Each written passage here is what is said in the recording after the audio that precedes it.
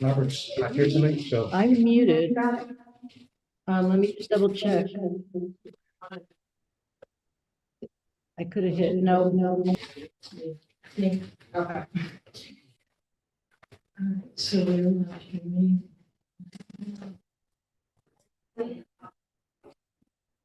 Yeah. Okay.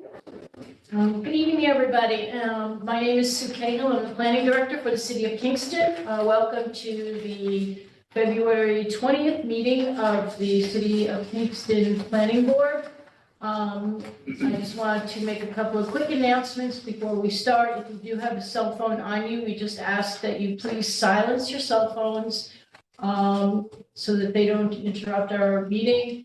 If you do have conversations, we ask that you please take them out of the room. The chambers are available. There's an additional conference room on the other side if you want other privacy.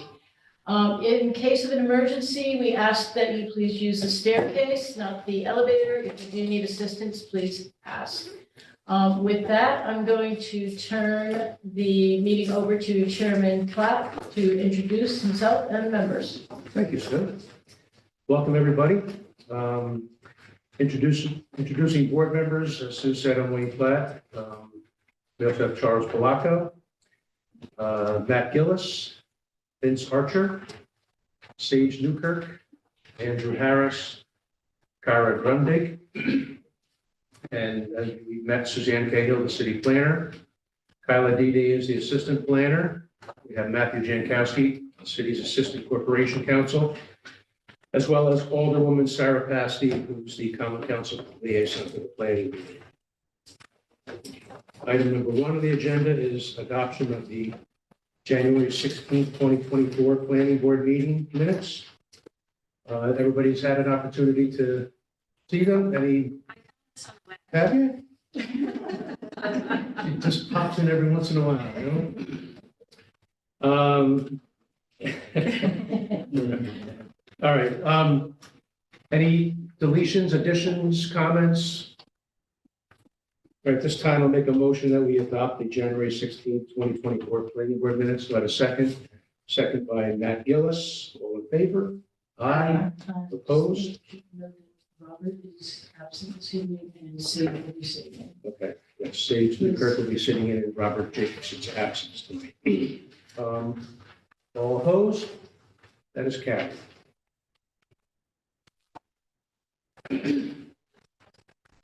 Moving on to public hearings, item number 2 is 549 Albany Avenue. It's a subdivision of the lands of Interante Design Build LLC.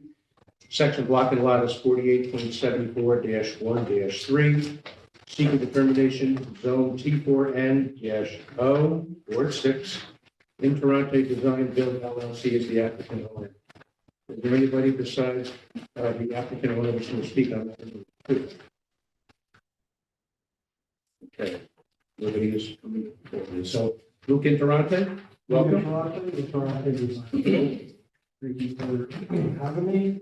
So we're proposing a subdivision of 549 Albany Avenue. Then we have the map up there behind you. Okay, great. Yeah, so this was, if you're familiar, it's the corner of Rentham and Albany Avenue where Works Electronics was. So there's always 2 buildings on this lot.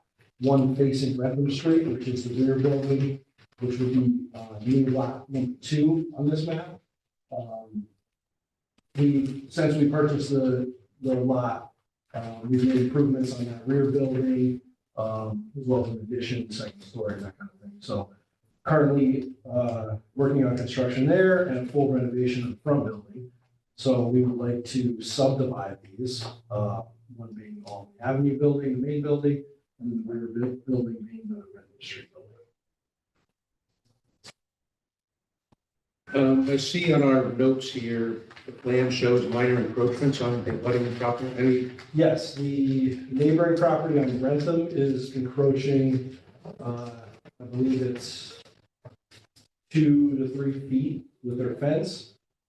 We've reached out to them. I've also reached out to our kitchen for assistance in getting that sorted out. And then the adjoining property on Albany Avenue, they have a small roof overhang encroachment. I've also talked to those owners and they're working on repairing that. So Okay. basically cut that little, it's a very small shed overhang. They're gonna cut that back and get it off of our lot. And those are the two.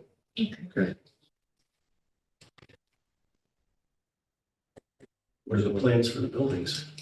So the front building on Albany Avenue is a 4-unit residential and then 2 commercial spaces.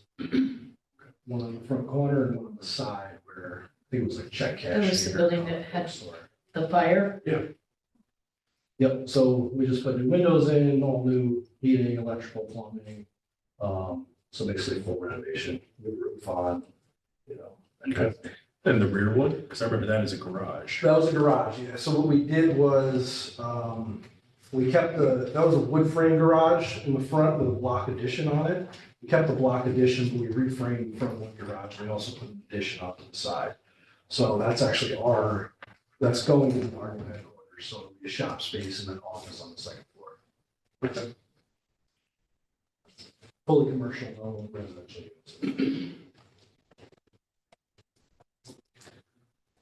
And parking for the building in front, building one? Yep, parking for building 1 is basically along Albany Avenue. What is this? Yeah, it's a little tight. I mean, there's enough room. We show that on our site plan. That we put in for the permit for the improvements on building 2. It's as it sits, it's one lot right now. And the parking for building 2? And the parking for building Is that 2 Rentham is Street? along Rentham Street. Nose in. Do they have a little space between the 2 buildings? Yes, Rentham Street. Now, the parking on the Albany Avenue, so they gonna have to back out once they pull in? No, there's enough room to Do a you turn? do a turnaround and pull back out. And there's at least 2 curb cuts right there also, so it would be, one in diagonal parking in front and then back out through the second curb cut. But you left it the same as it was when Burke's was there. Yeah, the whole front The is whole front, basically the right. same, yeah. I noticed you got a flat roof on the back building. Yes. That- Yeah, there was a flat roof on the block part, and then on the new building, we also did a flat roof. So, pitching, the addition is pitching out to the side, picked up by gutters, and, second story up what was the front building, Right. drops back.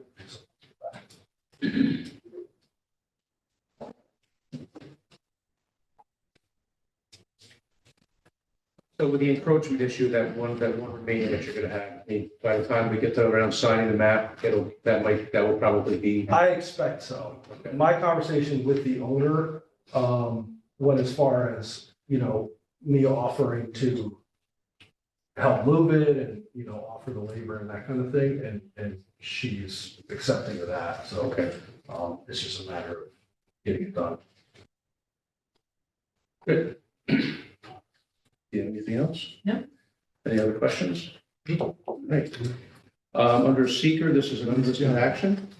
So we'll have a information of environmental significance. Standing by.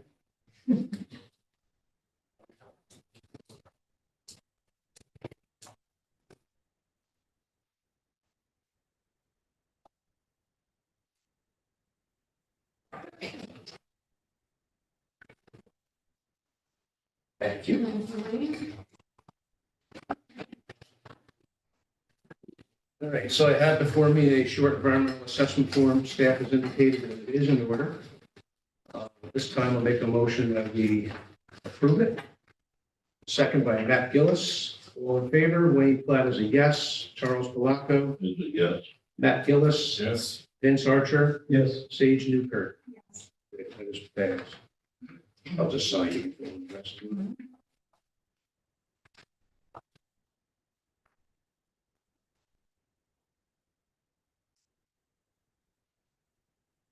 So at this time, I'll make a motion that we approve item number 2. The applicant will submit the 5 Mylars in 1 paper, 5 paper copies in 1. Ready? Oh. Okay, 5 Mylars, that's a tough one. Okay, and removal of encroachments and, yeah, and with owner's signature. Okay, that's a motion. Do I have a second? Chuck Palaco with a second. All in favor? Aye. Opposed? Carried. Thank you, Luke. Thank you, appreciate it. All right. For the removal of the encroachments, will an updated survey do? Showing that? Yes. Okay. All right, good luck, take care. Yeah, thank you.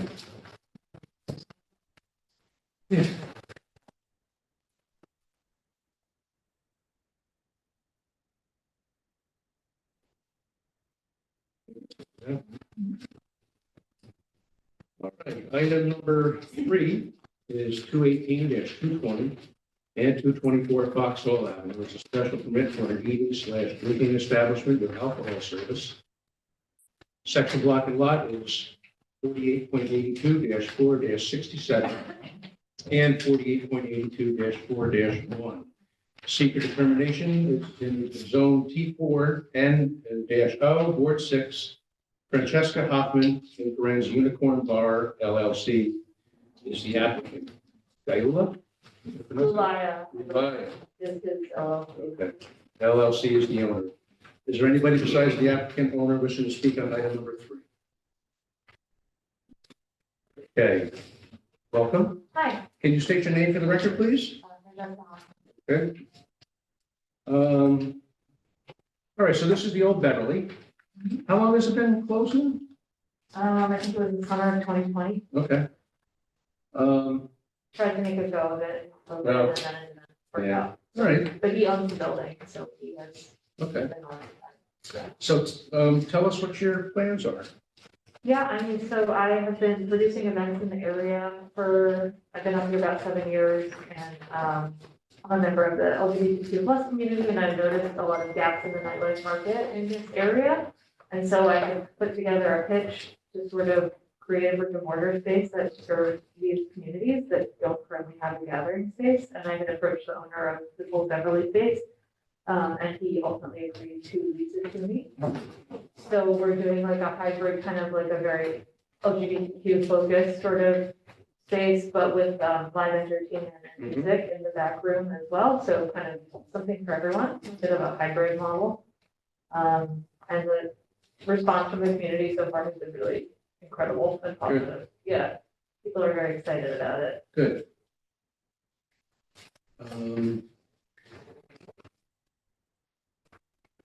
And what kind of background do you have with the? I've been working in events for over a decade, started producing my own shows when I lived in the city. I also have a real estate background. I founded the Grassroots Festival that was at Seasong Farm here for a few summers, and have collaborated with a lot of other producers in the area, worked on A Positive and Santa Claus and a lot of events. So events over operations, programming, and curation are definitely my wheelhouse.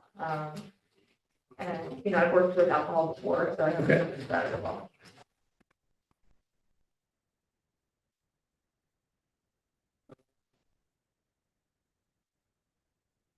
Is the floor plan inside going to change at all? Would you have any? No? There's very little to do minus upgrades and repairs, and we're doing some improvements to the bathroom in terms of like lighting and sound and soundproofing, but other than that, it's really paint and redesign. Okay. Now, what do you do for soundproofing? There's some acoustic panels that are going along the back wall, and he really never, like the landlord before didn't do a ton around soundproofing, so we're gonna be hanging heavy drapes over the windows, which will absorb a lot of the sound, so that plus this acoustic paneling that's going along the back wall of that space is gonna do a lot. Okay. Been to a couple shows there where the pollution about it. It's too loud. Yeah, no, that was priority number one for me, so we have a team in the space now, actually, that's doing that work, and I got a picture today of the panel being installed. So, yeah, no, I'm aware of this very space. I actually live up the street too, so. You live in Fairfax? I live on Foxhall, Okay.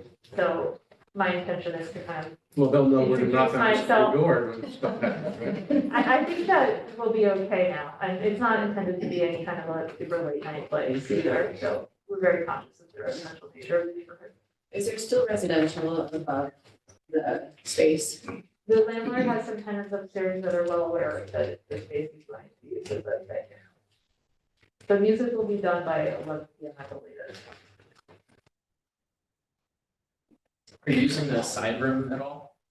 It's gonna just be an extension of the bar room for, just for hanging out and gathering and also potential rentals.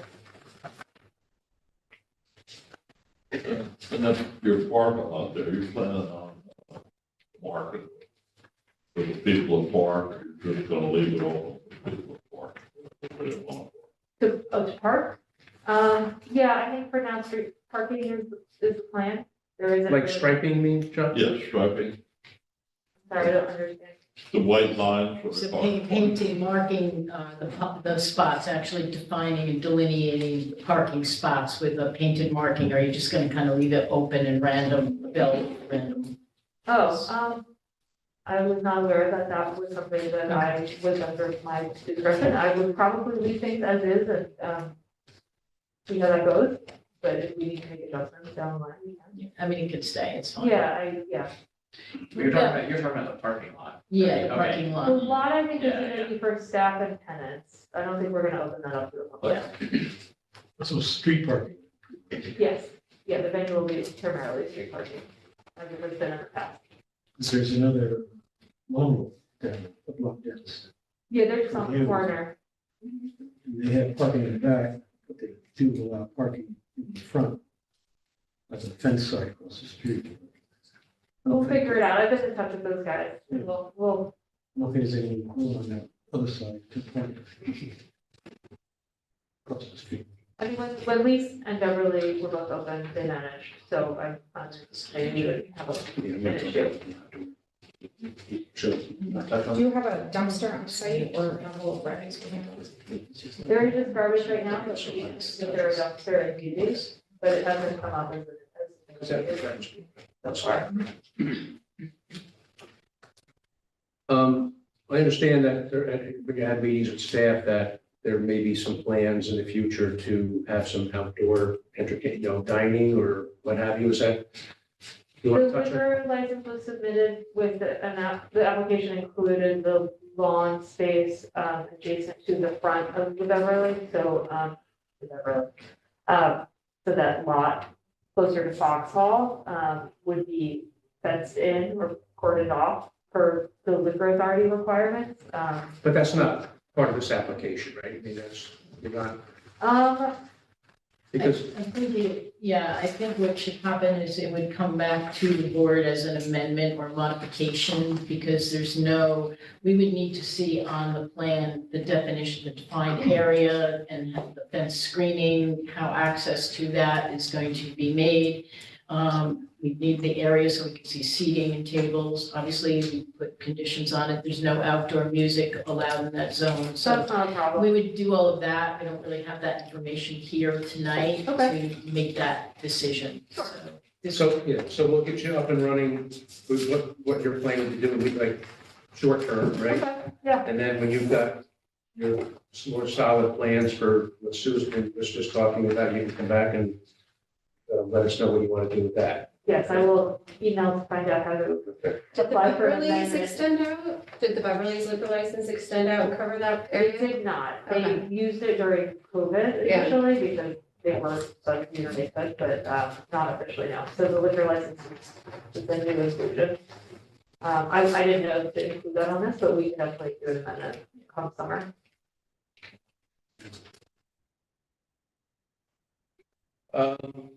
Signage? We aren't really changing anything, actually. We're just gonna swap out what's there with the new. Because I have some artwork here, we have some up on the board, was that? The logo on the bottom left is going to replace the current sign that says the Beverly Lounge. Okay. But that's it, we're not Is changing. it just gonna be lit, or is it gonna be in terms of neon? I mean, you're not It's gonna, not gonna be neon, we may put something in the window later, but Okay. nothing that impacts the street. okay. So you're just replacing the sign face that's there with this logo? Yeah. Keeping it simple, that's my motto. Right. Don't need to rewrite the wheel here. We'll send you, there are requirements for clearance beneath the bottom edge of the sign and grade. So we'll send you that, and also, because it overhangs the public right of way, will be required to submit an insurance policy naming the city of Kingston as additionally insured because it overhangs the public right of way. Okay, Timely Signs already informed me of the. Okay, they're very familiar with, Yeah. right, they're very familiar with the They regs. were like, oh, we already have the dimensions, we did the last time, so we're good to go. Okay, good.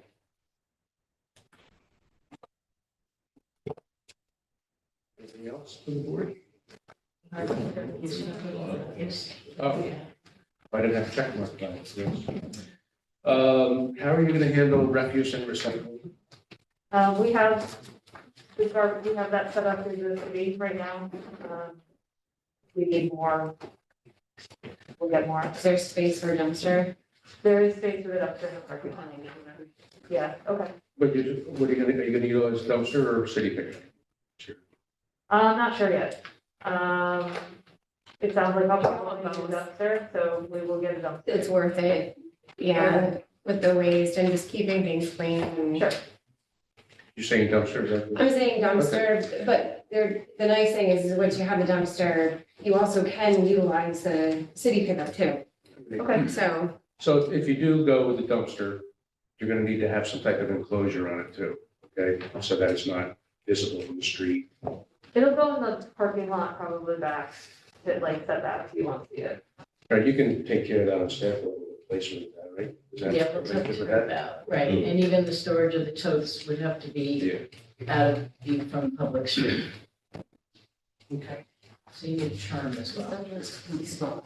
No, I don't think we should do that. 1 year addition. I mean, you can see it, so. So being that this is a special permit, we have to set a term for you to come back for review. Okay, All right, so initially, frequently we initiate a 1 year term for people who have, newcomers or whatever. I know you've been in the business before, but then you come back in a year and we'll see how everything is and we can maybe review, look at extending that. Right? Well, if there is no changes to the application and there is no issues that we see at staff level, it's an administrative renewal only for special use permit. So okay, you really would just deal with the office staff.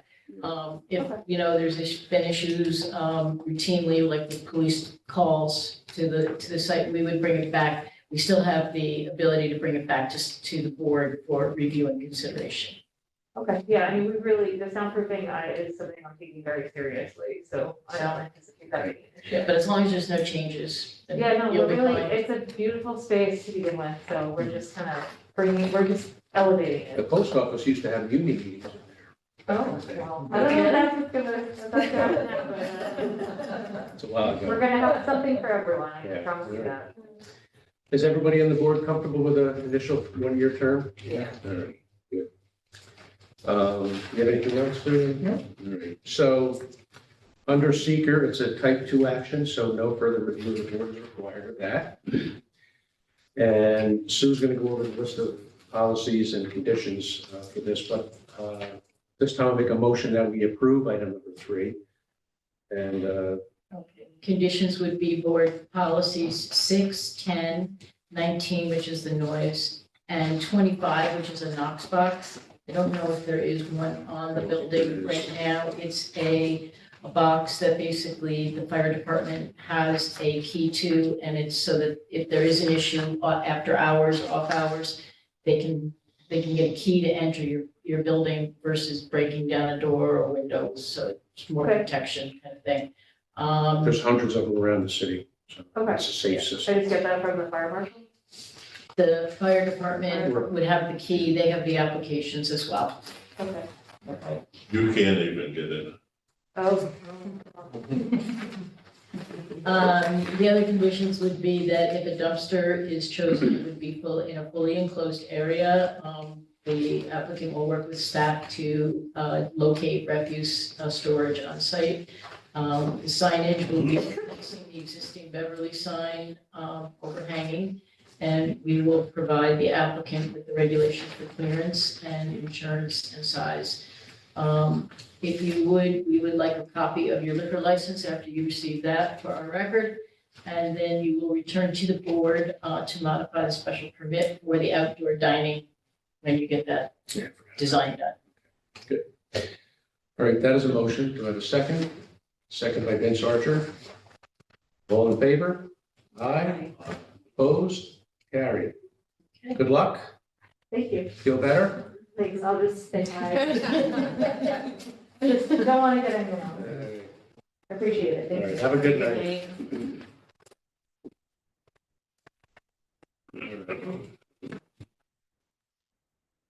Okay, still in public hearings, item number 4.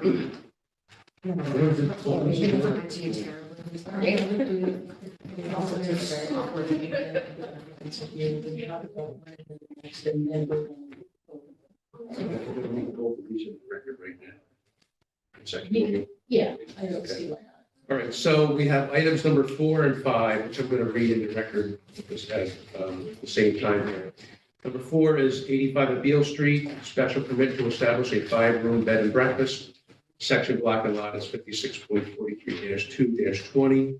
Secret determination, transect zone is T5N, Ward 8, 85-87 Abeal Street LLC. In parens, Jesse Halliburton is the applicant, Tamara Aylen is the owner. Anybody besides the applicant or owner should speak on item number 4. Okay, item number 5 is 70 West Union Street. Special permit to establish a 3-room bed and breakfast. Section block and lot is 56.43-2-10. Seeker determination, transect zone is T5N, Ward 8, 85-87 Abeal Street LLC. In parens, Jesse Halliburton is the applicant. Tamara Aylen is the owner. Anybody besides applicant or owner should speak on item number 5. Okay. Are the applicants here? Yes, they are. Come on up. Did I pronounce Tamara's last name properly? I believe Tamara was the past owner. Okay. We just purchased the property for Tamara. I'm Ryan Giuliani, I'm Jesse, who we met the other day. Yep. I'm Jesse Halliburton's business partner, and, we currently operate Woodstock Way Hotel in And just Woodstock. for the record, just introduce your other. Oh, yes, excuse me. Kim Hoover, who is our architect, and Catherine Bangs, who works on our operation. Okay, thank you. Go ahead, sir. So we purchased this property from Tamar around a week and a half ago. Our background is in lodging operations. We currently have Woodstock Way Hotel in Woodstock, New York. We have a handful of rental properties in Woodstock and in Saugerties. And now we're here in Kingston. We plan to take the existing B&B and operate it in the same form as it's been operating over the last, I think Tamara had it for 8 years. The changes that we're doing in 85 Abeal continue to be a 5-room B&B, but we're going to change out the layout a little bit. It now has 4 rooms upstairs and 1 downstairs. We're going to bring a room downstairs to have 2 on the ground floor and 3 on the top floor. And in the back portion of the property, which is 70 West Union Street, it's currently a 2-floor carriage house with the living quarters on the 2nd floor and kind of an open area as well on the ground floor. We're going to do some interior changes to that as well to have 3 units in that building. I thought it was 2. It's currently 2 floors, but no, it's going to be 2 living spaces upstairs and then the downstairs itself as well, which is kind of a flex space for us, but it would be utilized for gathering for certain groups that come, Right. but also could be a living quarters. Okay, but the bedroom units would be 2, right? Upstairs. Right, That's okay. that's right. And, Make sure. and the operations itself, we're here tonight to speak to you about is our operation team, because it's 2 separate permits, but we're looking for 1 operating group to handle both properties. And that would be good, for when you come back for renewal, everything is on the same, right, same day, same, time frame as far as Sure. coming back for that stuff. On our notes, it says 3. Is this going to be 2? Yeah, that's actually, Do we have the plan? They're actually behind you. Oh, yeah, there.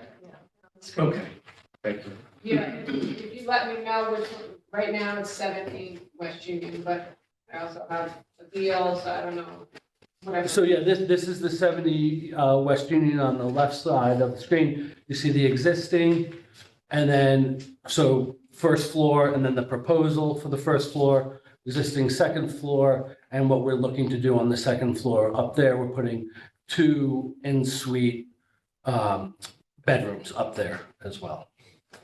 And right now, you see in our narrative, it says that we aren't changing the existing exterior structure of 70 West Union. We've spoken to planning and the historical committee. There is a little bit of a change to the exterior. You see, there is a bump out here in the west elevation. That's 1 story. We're going to be removing that and then putting it back actually, but it will be 2 stories because we'll encase the interior stairwell to go from the exterior of the proposed east elevation where you'll enter, and you walk in that door, there'll be a door going to the first floor, and then going up the elevator to the staircase to the second floor. You will enter a hallway, which will give you access to both rooms. So the materials, I noticed on your plans, the existing doors are just going to be reworked so that they'll be put back in place. They will. So the materials, it looks like from the street face of West Union, you're adding a rough cut beadboard, That's right. right? But the side elevation, the south elevation, looks like the siding is going to be almost matching the existing. I was wondering, are you salvaging any of the materials that you're pulling off of the structure? We're going to try to think. I mean, the look of the building is a lot of what we love about the building. Okay, So good. we want to I'm use happy to much- hear that. That's what I wanted. For sure. Yeah, even to the point where we want to, it's going to be a little bit of work of how we match the new Right. material. But we're good Okay. at that. Good. And is that changing the footprint of the building at all, or it's just? Yeah, the footprint of the building will not be changing in either of the structures. If I missed your discussion on it, I apologize, but you talked about a flex space. So yeah, the grounds is what we've always seen in our business is, obviously we get the individual traveler, which is great, but also we get small groups. And it's the small groups, they all want a communal space to gather. So we look at that barn space on the ground floor as kind of our flex space, because, if we're doing is, let's call it, if it's small corporate gatherings, they want a meeting space, but if we're doing any sort of like seminars, workshops, anything like that are bringing people together, they need a space to kind of commune. And that's where we think it's the best place to do it. And that's, and to a point, how Tamara was using it as well. So let's continue to use that way.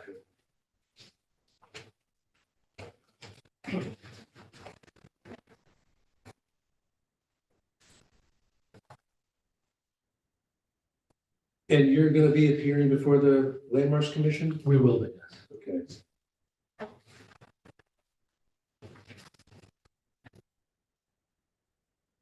Were you bringing materials and colors for them to look at as well? Is that what you're- Yeah, I think we'll be looking, well, the colors themselves aren't going to be really changing. We're going to be trying matching what's exactly there. And I'm still talking about 70 West. 70 bucks, yes. And any sort of materials that they request, we will have on hand.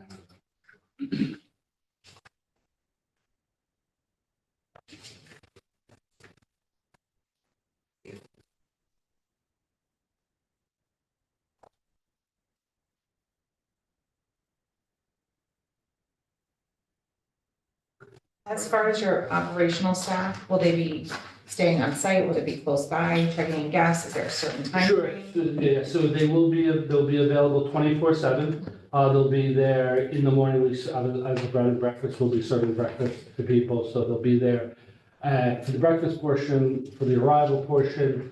And then what we'd like to do, actually, our general manager of our whole hotel lives on Beale Street right next door.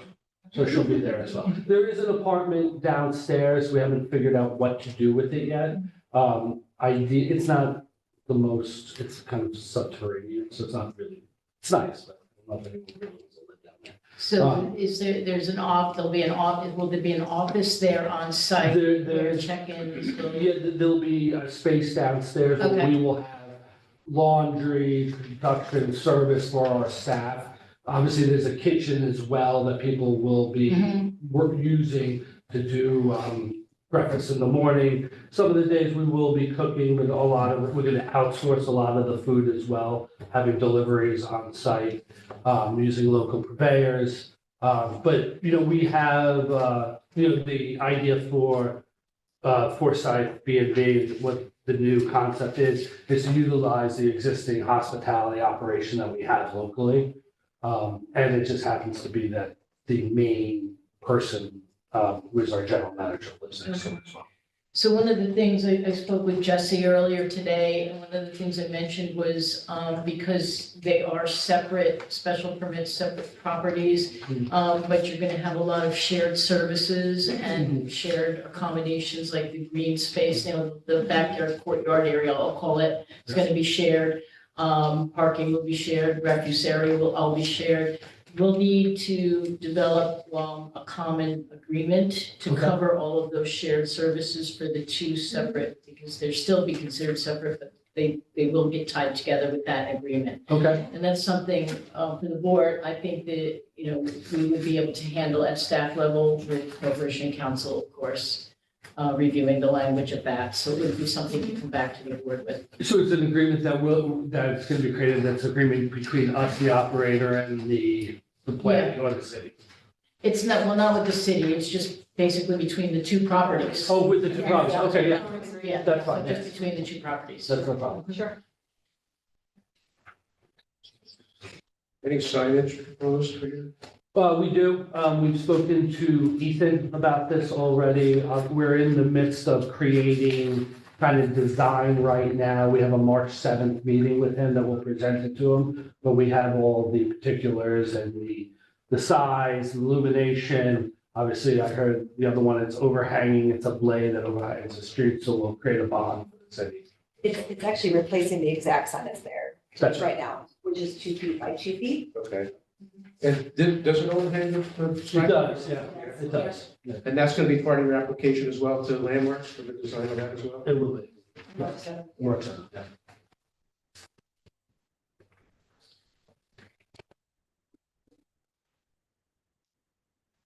And refuse and recycling Located right now on West Union Street on the for both properties? For both properties, yeah, on the, I'm not sure, east or west, Okay. but it's right along the bottom. And it's been there for since the last. That's a dumpster?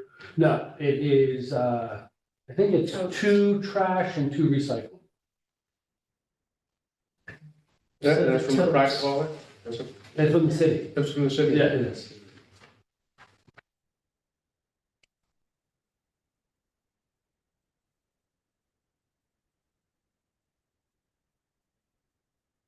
Just another note on your signage, as long as your signage complies with the new form-based code, then you just need to file a sign permit. Right. Okay. If you're compliant.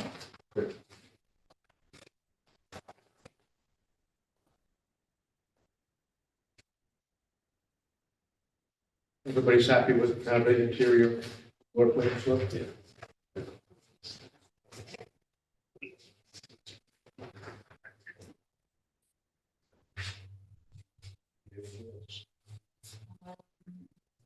Just the length of stay, I just want to make a note, the code says 30 days, but we actually limit it to a 29-day stay. Okay, When you hit 30, you trigger a ability for an individual to claim permanent residency. So we Understood. keep it at that 29 limit, for B&Bs and whatnot. There's also, just so that you're aware, there are also under the city code, there's a licensing agreement or a licensing requirement through the Okay. city clerk's office. And that will happen once you get your operating permit from the building department. Then you have to apply and get that license. Okay. Okay, but we'll put that all in our information to you, just so you're aware. and how long is Doing it? both of them simultaneously. So once we get approval and we go through, we apply for the license for the city, general handle, does that? No, then you go to the building department and once you get all of your, your renovations and all of that done, and you get your certificate of Oh, I occupancy, they see. give you the operating permit. Once you have that operating permit, then you go for your Go to get a license. license. And once the term comes up for renewal, then it becomes a ministerial for you, or we have. Yeah, same thing, administrative, if there's no changes or no issues.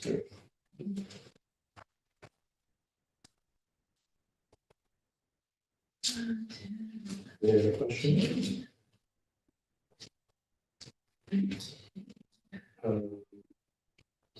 So the term of the initial special permit, I don't know if you heard, we were talking with the previous one, the previous applicant, like to have a one-year term and see how things go.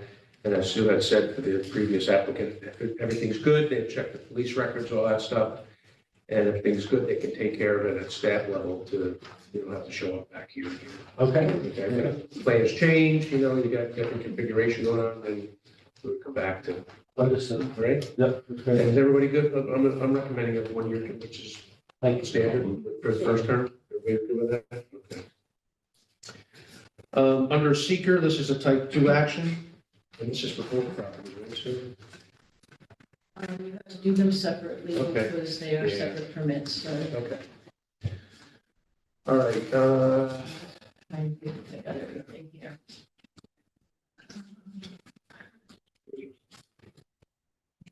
got a lot of circles here. Make sure I got everything. Do we need to provide you with, the managers and the changes to that? That's all, that's on your agreement, too? I have shared photos, yeah, Okay. be in the management agreement, All right. okay? All right, okay. All right, so item number 4 we're dealing with right now, this is a type 2 action under seeker, so no further review of the board is required. At this time, I will make a motion that we approve item number 4. We'll wait on the second, but that Sue's going to go over the policies and conditions. Okay, so the board policies that will be applied here are 4 and 4A, 6, 10, 13, 19, 22, 23, 25, and 26. The term, as Wayne said, will be initially for 1 year. There will be a limit of a 29-day stay for any occupant. There'll be a shared service agreement to be drawn up and approved by staff and corporation council with items such as green space, parking, laundry, food, refuse management, etc.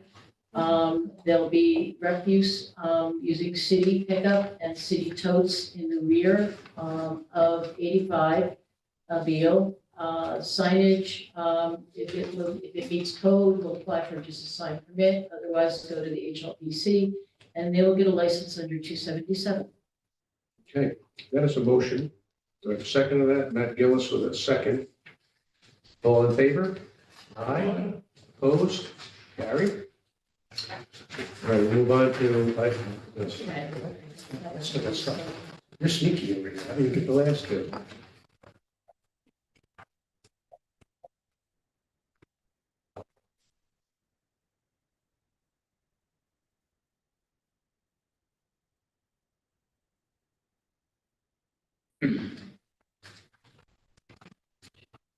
The next one then? Hang on, I'm copying a lot of this.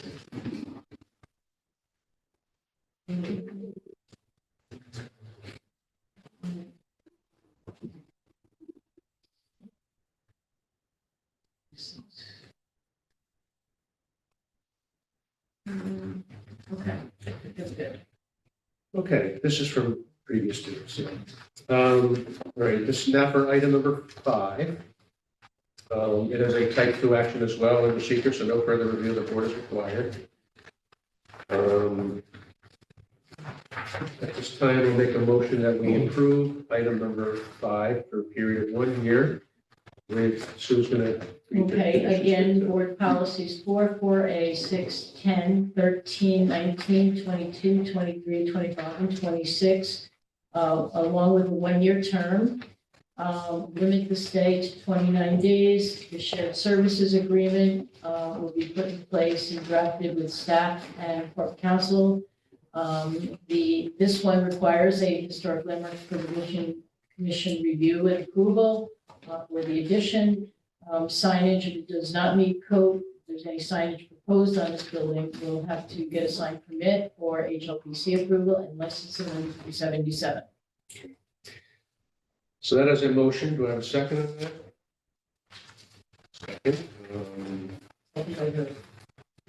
Second. No, Sage has a second. Okay. All in favor?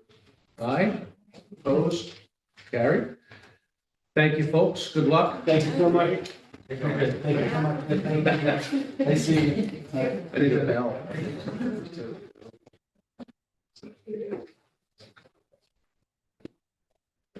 There's number.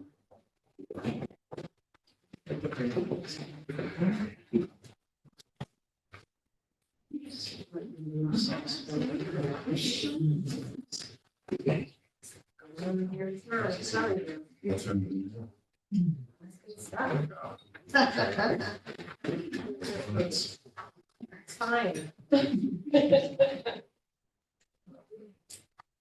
These are the important things for the whole nation, so. For her? Thank you. Thank you. Is today your birthday? Yesterday. Yesterday? Okay, well, today's mine, so. Everybody got a. Thank you. Bye-bye. I share mine with Charles Barkley and Cindy Crawford.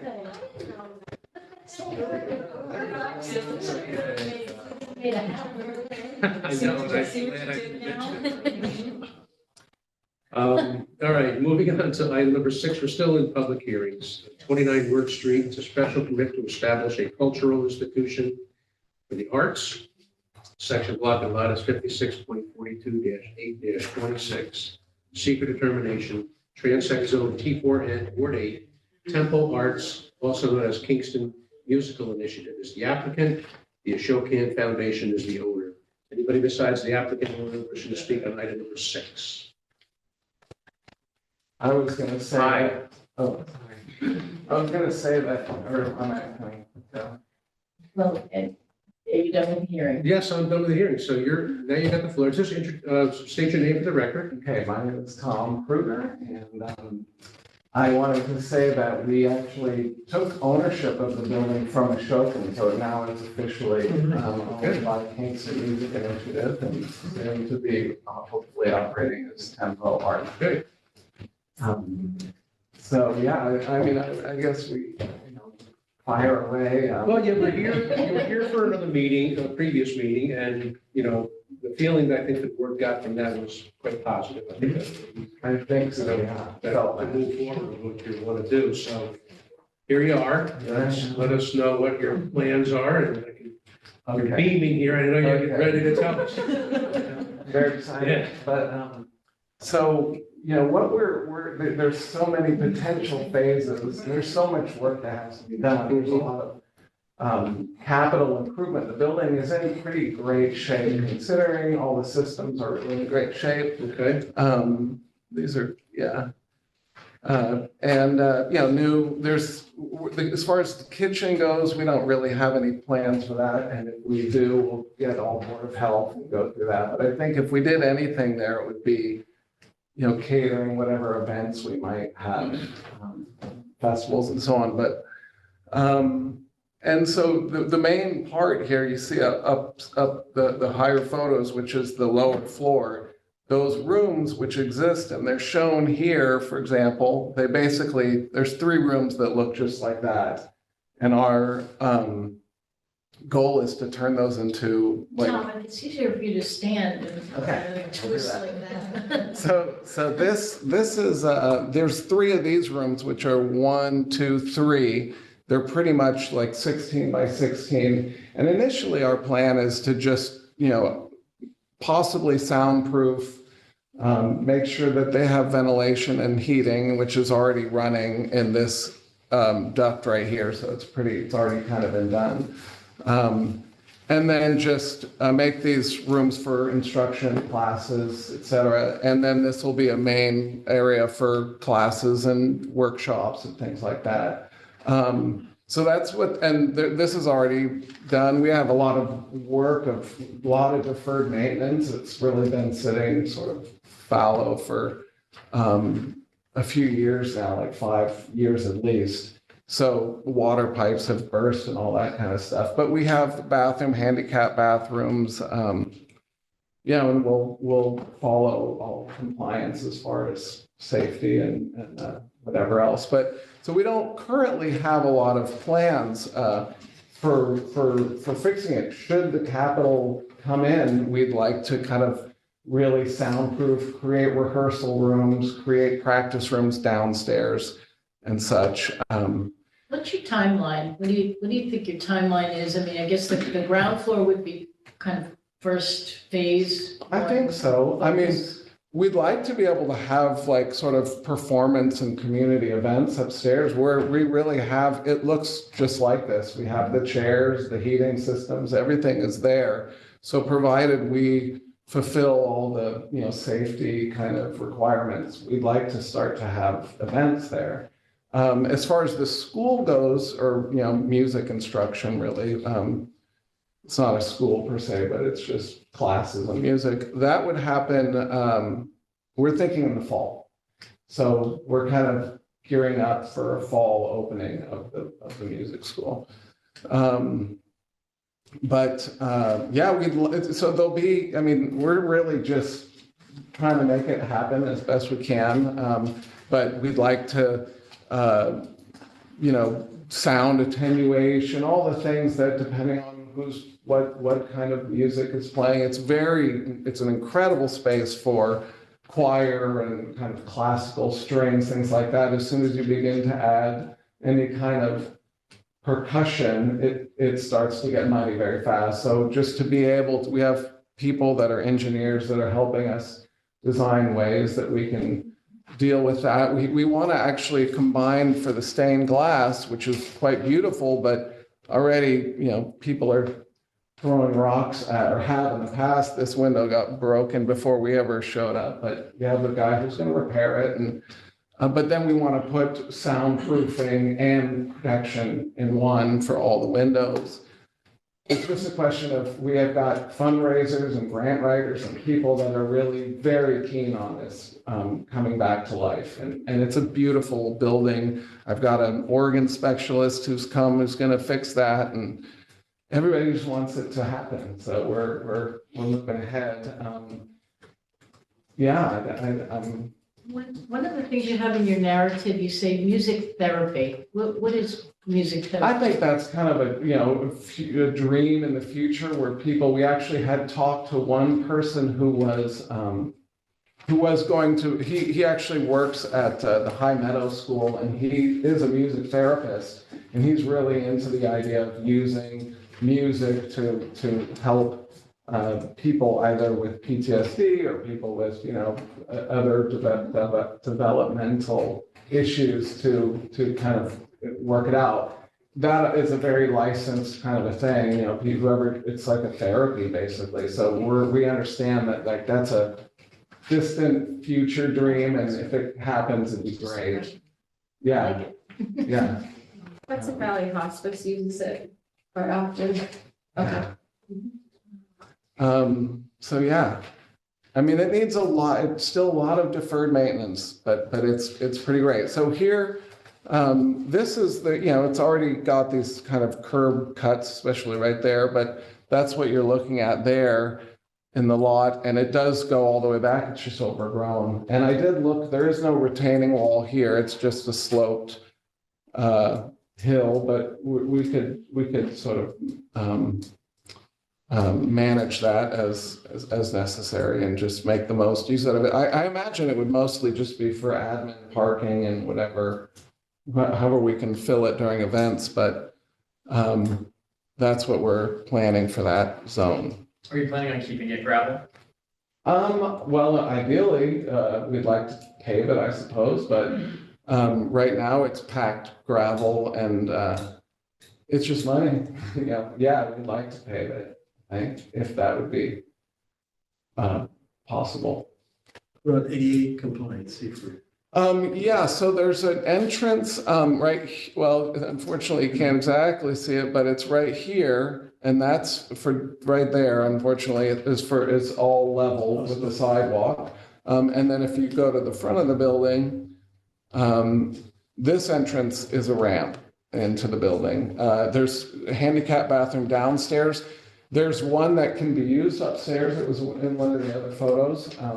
Our plan, but in an ideal world, we'd be able to have an elevator and we'd be able to get people onto both floors and or put another bathroom upstairs. But we definitely are thinking a lot about that.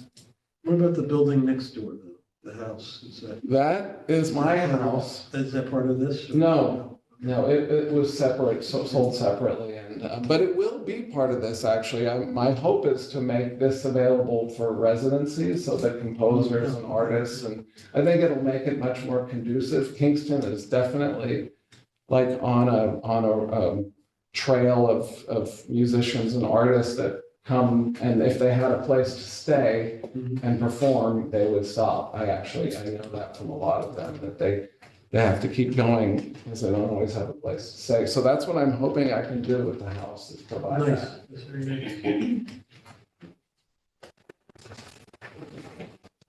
The narrative talks about restoring the bluestone sidewalks. Can you speak a little to that? Yes, so this is where it's primarily, there's no sidewalk beyond the parking area, but this is right here to the parking area. It's just missing somewhere down the line that's been removed. So we would like to be able to replace that. And I would love to work with the city or whoever else. I mean, we've talked to some. Yeah, they do have bluestone that is available. It's generally meant to do that, just if there's a piece missing, to see if they can find you something to work. That's through the DPW, so any work also within the public right of way will need DPW permitting. So if you reach out to them, there's an application that gets filed, and then they'll work with you to try and see what they can provide you with. Okay. Department of Power and Water, is that right? Or DPW? Public Works, sorry, okay. Thank you. Thank you. Okay. Very nice. So what does town need to get approval for having the portion of the area like available for doing things so that in the interim he can, fundraise for all these other projects? What does he need to do to get that approved? For his interim use? Yeah. Oh, if we authorize a special permit, then he would work with the building department, and if he can get like that upper floor, if he can get that to meet code, building code, and, so that all the heat's there, water is there, bathrooms are there, obviously accessibility is there, then he can go ahead and use that. He can get permission to use that upper floor while he's working on the ground floor. Yeah, so we're gonna go for that as soon as we can, and. Yeah, that's common with restorations, They're not really dependent on each other, so they're separate, so you can do that. So provided, to that point, provided I'm satisfying the building and safety, that's really my next hurdle. Right, but there's some things obviously that we'd like to see done before large events happen there. And one would be like the sidewalk. I'd like to see the parking area completed and, kind of restored, cleaned up, because there is, as we saw when we were there at the site visit, a lot of overgrowth. That all removed and cleaned up. So those things would have to get done.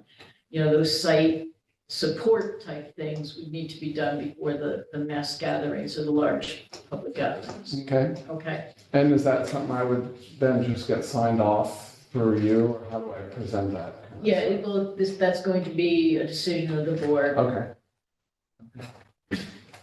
Repulsion refuge. Again, well, we were just imagining that that would go either in, once we really are operating, we would have a dumpster that would be in the back of that parking lot. That was the plan. And I think as to your requirements, cover and an enclosure. So there will need to be like a layout of that rear parking area, showing the actual limits of the parking area itself on the property, clearly defining ingress and egress, and also, I don't know, are you gonna put any signage up to, at all for the, restricting the use of the parking area? Yeah, I mean, some people do, some people don't. They don't do it, if it becomes a problem, then they look to Yeah. try and figure out what they can do to just, so that individuals aren't just going in there and parking Right. without permission. And then the materials, if you need to bring in materials, we want to know the quantities and types that get brought in. If you're gonna have, do you think you're gonna need a dumpster at the outset? I don't really, we're not offering any I would real, think you might be able to get away with city pickup I would imagine. That's how we want to start, certainly. going forward if you see, but even so, the totes where the totes are gonna be stored on the site has to be Yeah. delineated, defined. Okay. And we'll have to make sure that they can't be visible from the street, so they'd have to be screened somehow with a small fence or whatever. That's something we can work at staff level with you. I don't Okay. think that's an issue. One thing that wasn't addressed yet by the board is stormwater. We kind of looked at it when we were on the site, but, the city has a policy to separate out stormwater Yeah. from sanitary. So where you have, downspouts, from roof drainage, maybe going into the sanitary, those have to be pulled out. Yeah. And, you do have area around the perimeter, you have green space around pretty much the entire perimeter where if they are coming, they'll have to be pulled out of the sanitary and they can be, spread out on grade and let them dissipate it right into the ground. You would just, you get a treatment there, whatever, to Yeah. dissipate the water. Okay. So that will have to get done. It's been done to all of them, but like one or two I noticed. Yeah, But it needs a lot of work. Downspouts, gutters, that's all yeah. stuff that needs to get done.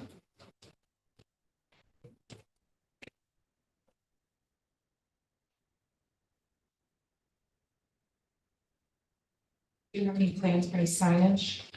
Well, currently, there's just, there's the signage for what existed kind of in the front and, we were gonna use that and I think we'll just comply and go before the historic board with whatever that would be, and I'll imagine it's gonna be too much. And we will be in compliance there.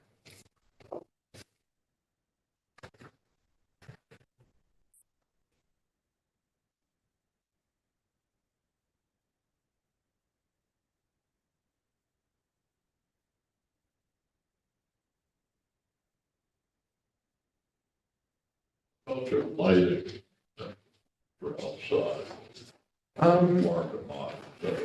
Yeah, that's a good question. There's none in the parking lot now, but, again, that's, if you go to one of the earlier pictures that shows the parking lot, we can, there's this side of the building, of course, I don't want to do anything that would be like harsh or floodlighting or anything like that, so I kind of comply with whatever you guys thought we should have there, without offending.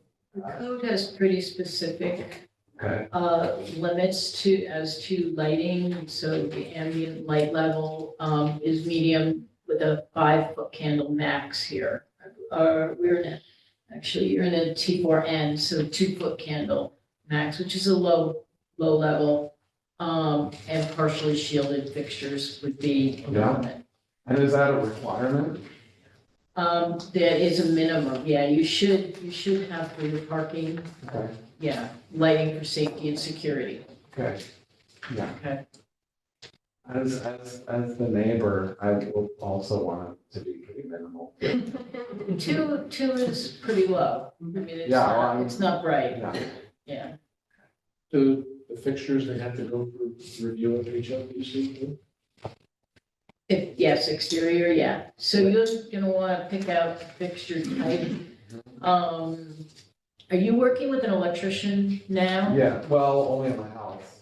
Who's Okay. a master I electrician. mean, I would speak, licensed electrician, I would speak to them, but you obviously want a fixture type that's gonna be compatible with the historic character, Yeah, but also, meet your needs. And they would have probably a nice fixture they could recommend, a downlit type that would go out and not extend beyond the property lines, yeah. directed downward. Lighting is also my career, so I do. All right, lighting. well. So that for me, I'll be really interested in Good. making that nice. All right, I know Kyra's question before about what does he have to do to get up and running initially to get fundraising done. Are you happy with the phasing, how have you discussed that with the applicant yet? Does that need to be more clearly identified for staff or? Well, I think it's pretty clear in his description. Obviously, the building safety, HLPC, DPW, would be required. The health department, if you start catering events Yes. and having, serving, food, obviously, you need to get the health department involved. So those are when they come up type of issues. The multi-level internal structure, which is phase 2, that really is an internal. It doesn't trigger a planning board review. Okay. That will go through building. Internal application. I know one of the first points you made was dampening the sound that's going to be generated from the Yes. building. So that's going to be, and you live next door, so Yeah. like I said, with the woman from the former Beverly, they're going to know who the door to knock on Yeah, if the noise levels exceed a certain. I understand. And so anything you can do you've got experience with that too. So you got Yeah. people you're going to hire to take care of all that. So that's going to be a really big component of this operation. So 100%. That's a good, why don't you talk a little bit about your staffing? I know you did provide the bios of your intended staff, but maybe you can speak a little bit about that. Well, currently, so we are hoping to work with a guy named Jason Vance, who developed another music academy in Brooklyn Music Factory, and he works at CCE here, and he's kind of approached us as wanting to sort of operate his music instruction school there. So we're hoping he's the one who will run it. If that's along the lines of what you mean. And then also there's another person who runs Music Together, which is for younger kids. So my job as executive director is just to try to fill it with aligned kind of music stuff and the mornings, it's either going to be composers working and rehearsing things, or it's going to be classes for kids that aren't already in school with their parents. They come and they have instruction, and then so those are two of the music instruction people that we're talking to right now. And then as far as upstairs, we have a managing director whose name is Sarah Bissonette, and she lives in the neighborhood. She lives right there on West Union, and ran the Cots Bond Center for a while. She's very experienced in nonprofit and this kind of venture. So she's our managing director. And then just really as we get funded, it's really a question of getting funded, and now we're well on our way. I think there's a lot of people that are excited about what we're doing from not only the historical standpoint, but just the community, the music. There's a lot of excitement, and I think that once we get permission to operate, then they're gonna start to help us make it Their a reality. their wallets and pocketbooks will open up. Exactly. So, and we're also talking with Bard, and they wanted to do programming there too, so that's another. Well, it's a beautiful space in there, let me tell you from the pictures that I've seen. Yeah. Yeah, it's gonna be special. Yeah. Very excited about it. Your turn, and you are aware of the energy stretch code, right? Peripherally, yes. but- Or any new building construction has to meet the New York State stretch code. That's a city, it's been adopted by the city, so Okay, the building department will let provide me you know about accordingly, but just to make you aware of that now, that. Okay.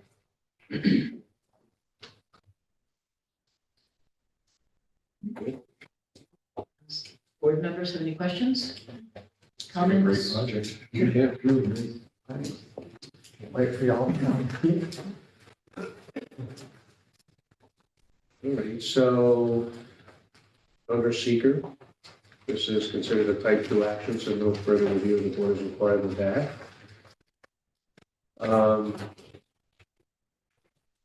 Yeah, do we set the term from like right now? They really you want to give us some time to run, get up and running. Okay. Yeah, sure. 1 year, everybody's given a 1 year term for the initial one? Great. We'll have, we'll see how things go with the 1 year term, and that comes back to administrative review. We can just say the other. Yeah, unless there's changes. Yeah. Okay. Then you'll let me know what qualifies as a change. Yes.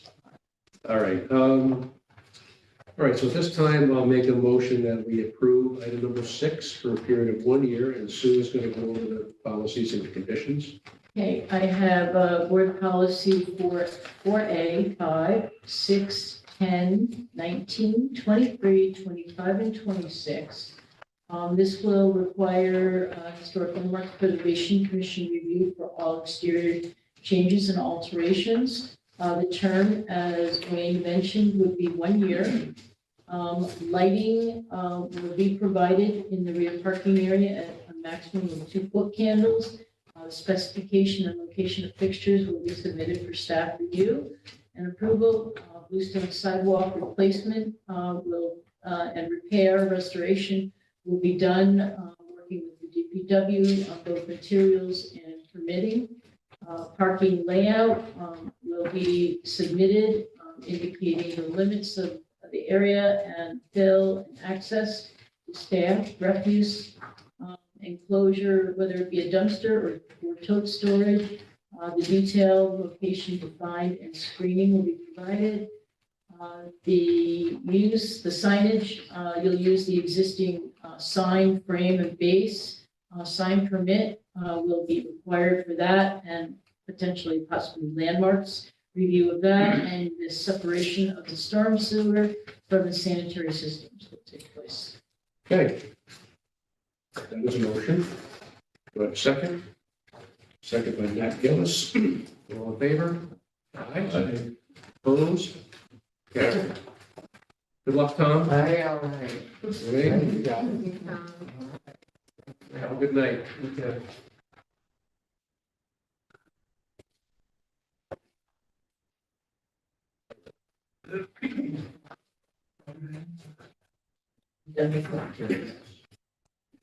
All right, moving on to new business.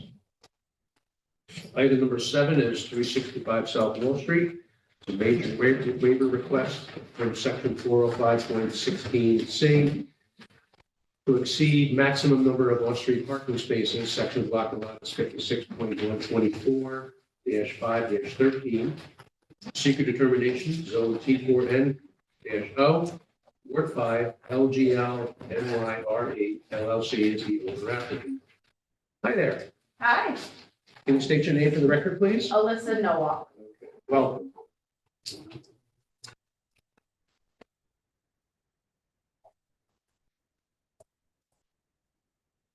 So we missed you, another board meeting, you were sick, right? Or- No, I was stuck in the Oh, the snow. weather, that was it. I forgot about the weather. We haven't had too much of it, so, okay. Welcome. All right, so you're requesting a major waiver to exceed the number of off-street parking spaces. You want to just tell us why you think you need more than what's allowed? Absolutely. So I'll start with a little bit of background on me. I've been involved in the cannabis industry in Massachusetts for 5 years. I own a delivery business, which is currently in operation in Massachusetts, and I'm under permitting for a dispensary as well. I saw exactly what happened when cannabis legalized in Massachusetts. When it's a new business in a new state, it's very busy.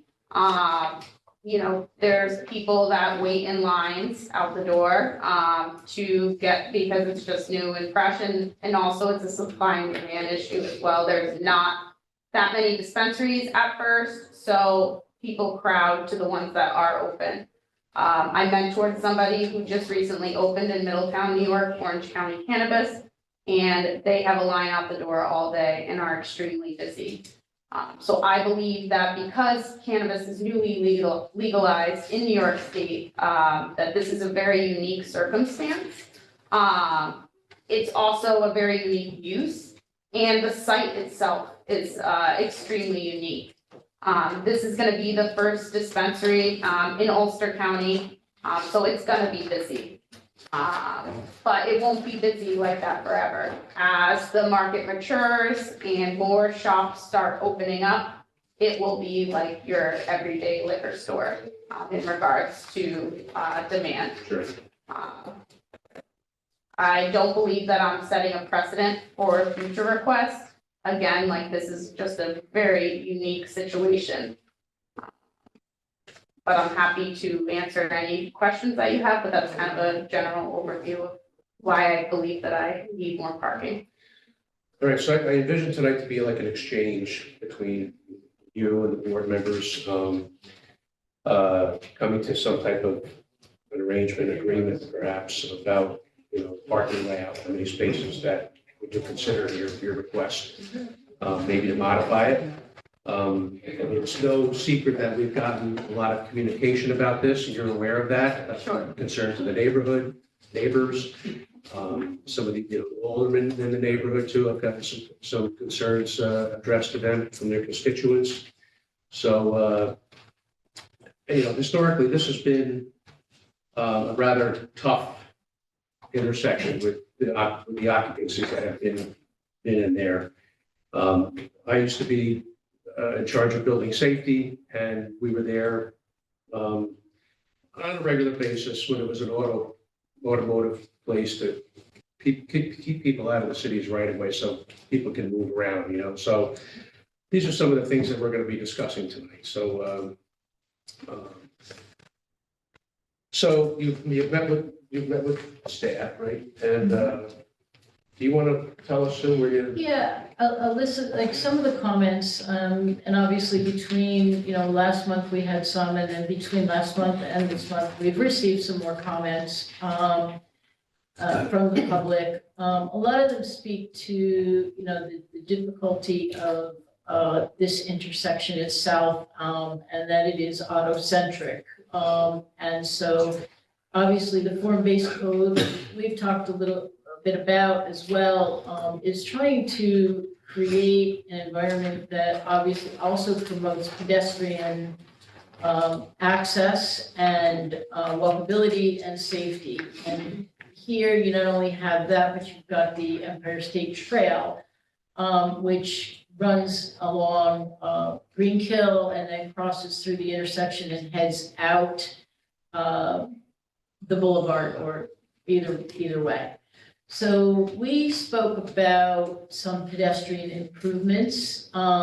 You see there the crosswalk coming over South Wall Street. There's also a similar crosswalk that extends across the boulevard to the Stewart's site.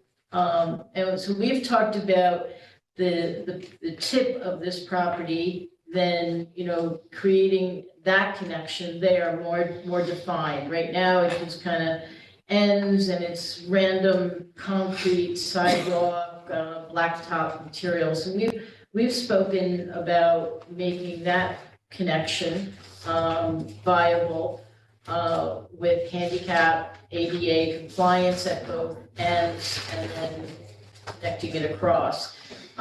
You do have on your plan an area along the boulevard that would be left open for pedestrian, for the pedestrian walkway there. We've also talked about closing off a couple of the curb cuts, so that traffic in and out movements are more defined and limited to this site.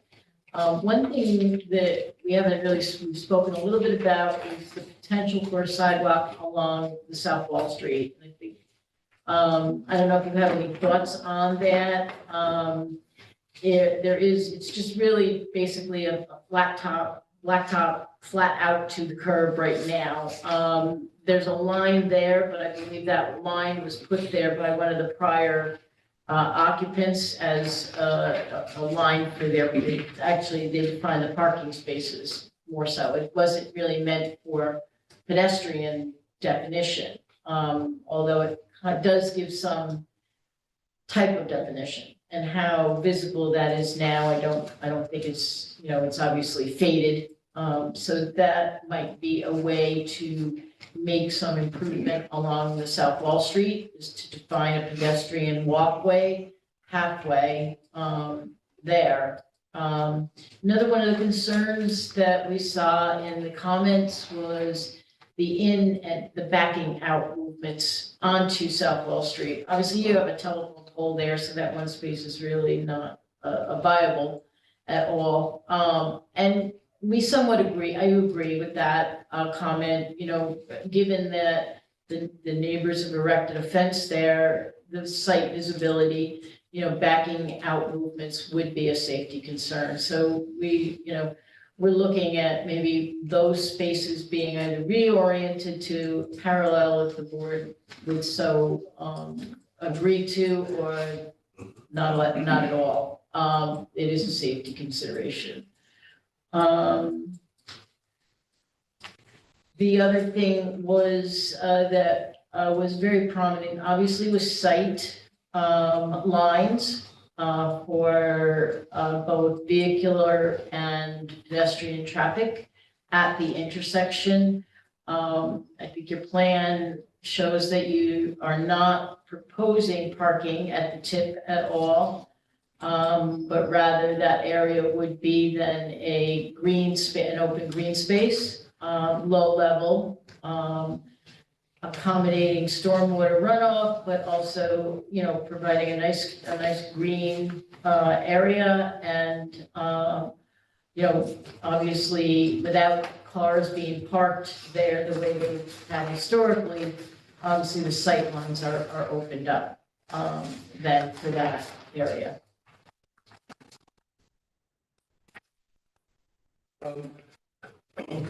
Talk about the traffic flow too.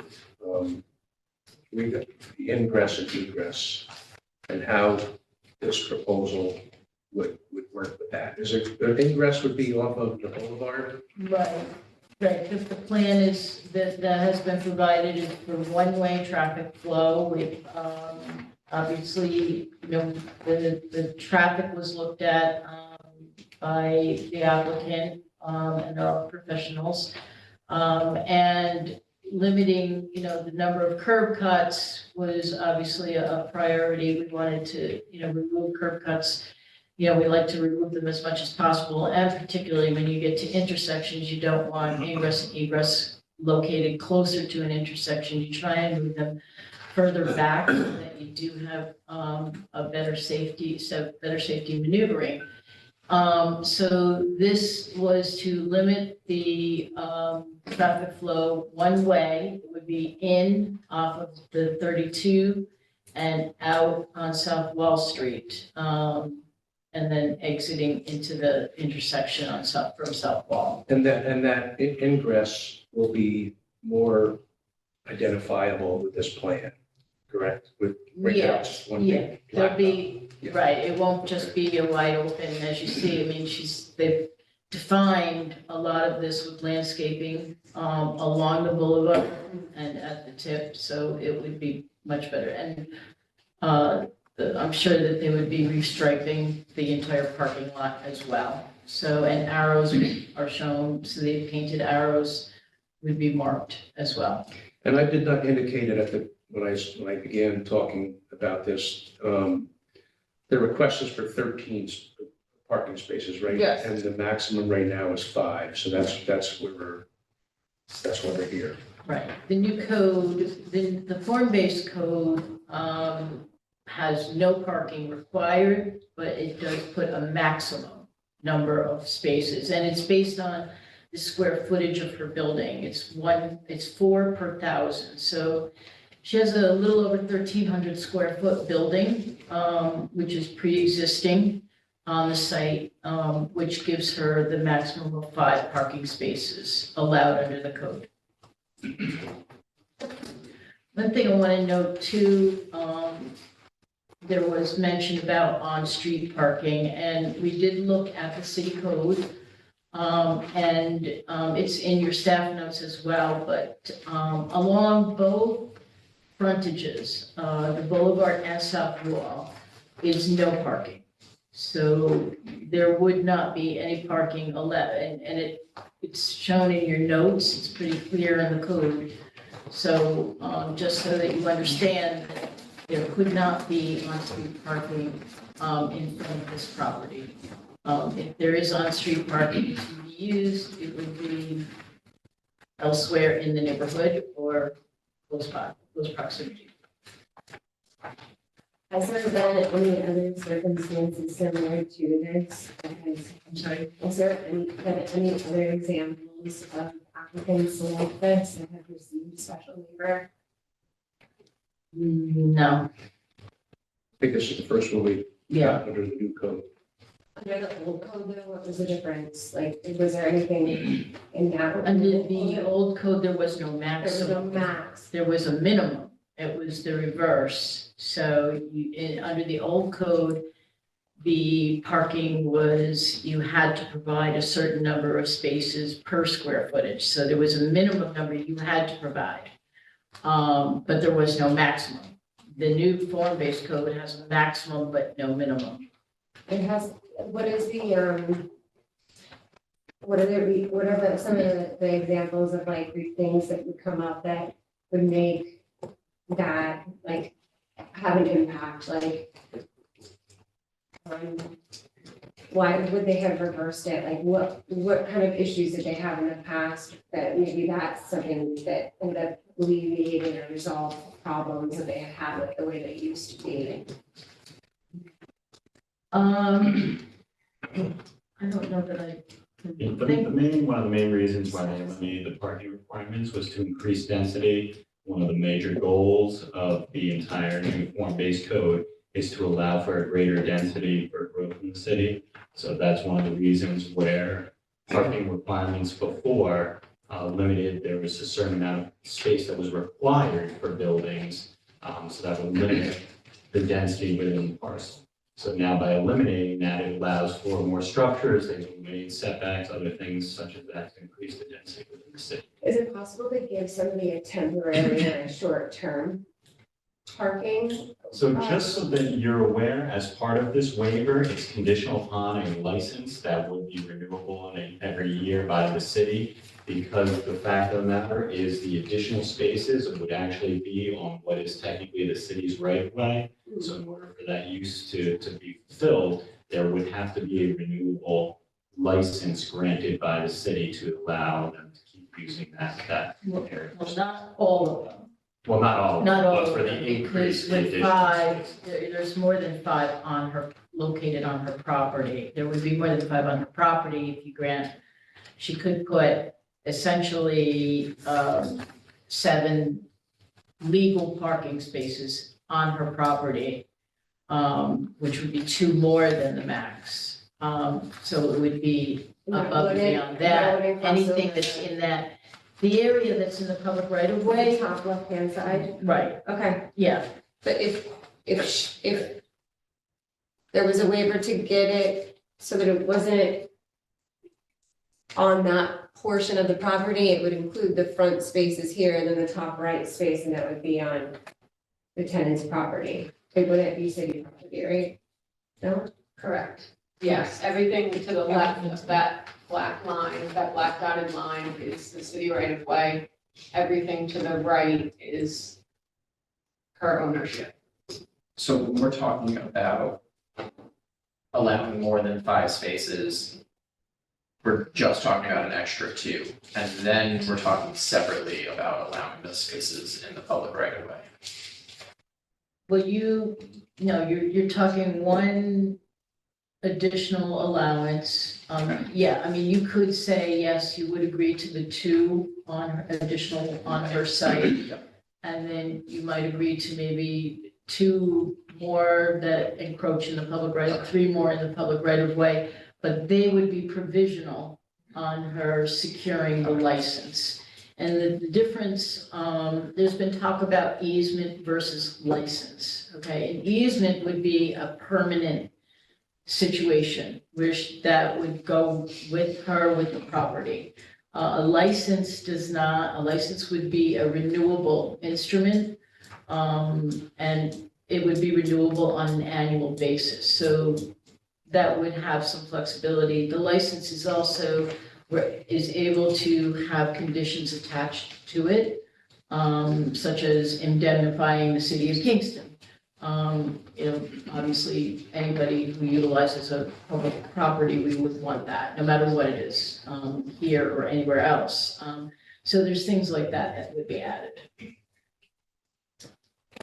Have we discussed possibly like eliminating the one all the way to the left? And then maybe doing a pull-in spot for like a handicap spot instead of those That, yeah, 3 that are down there? And then having a total space of 10 parking spaces, but 3 of them, the corner of that one, and then 1 here and 1 pull-in spot being in the And I was city's thinking right of about way. 10 myself.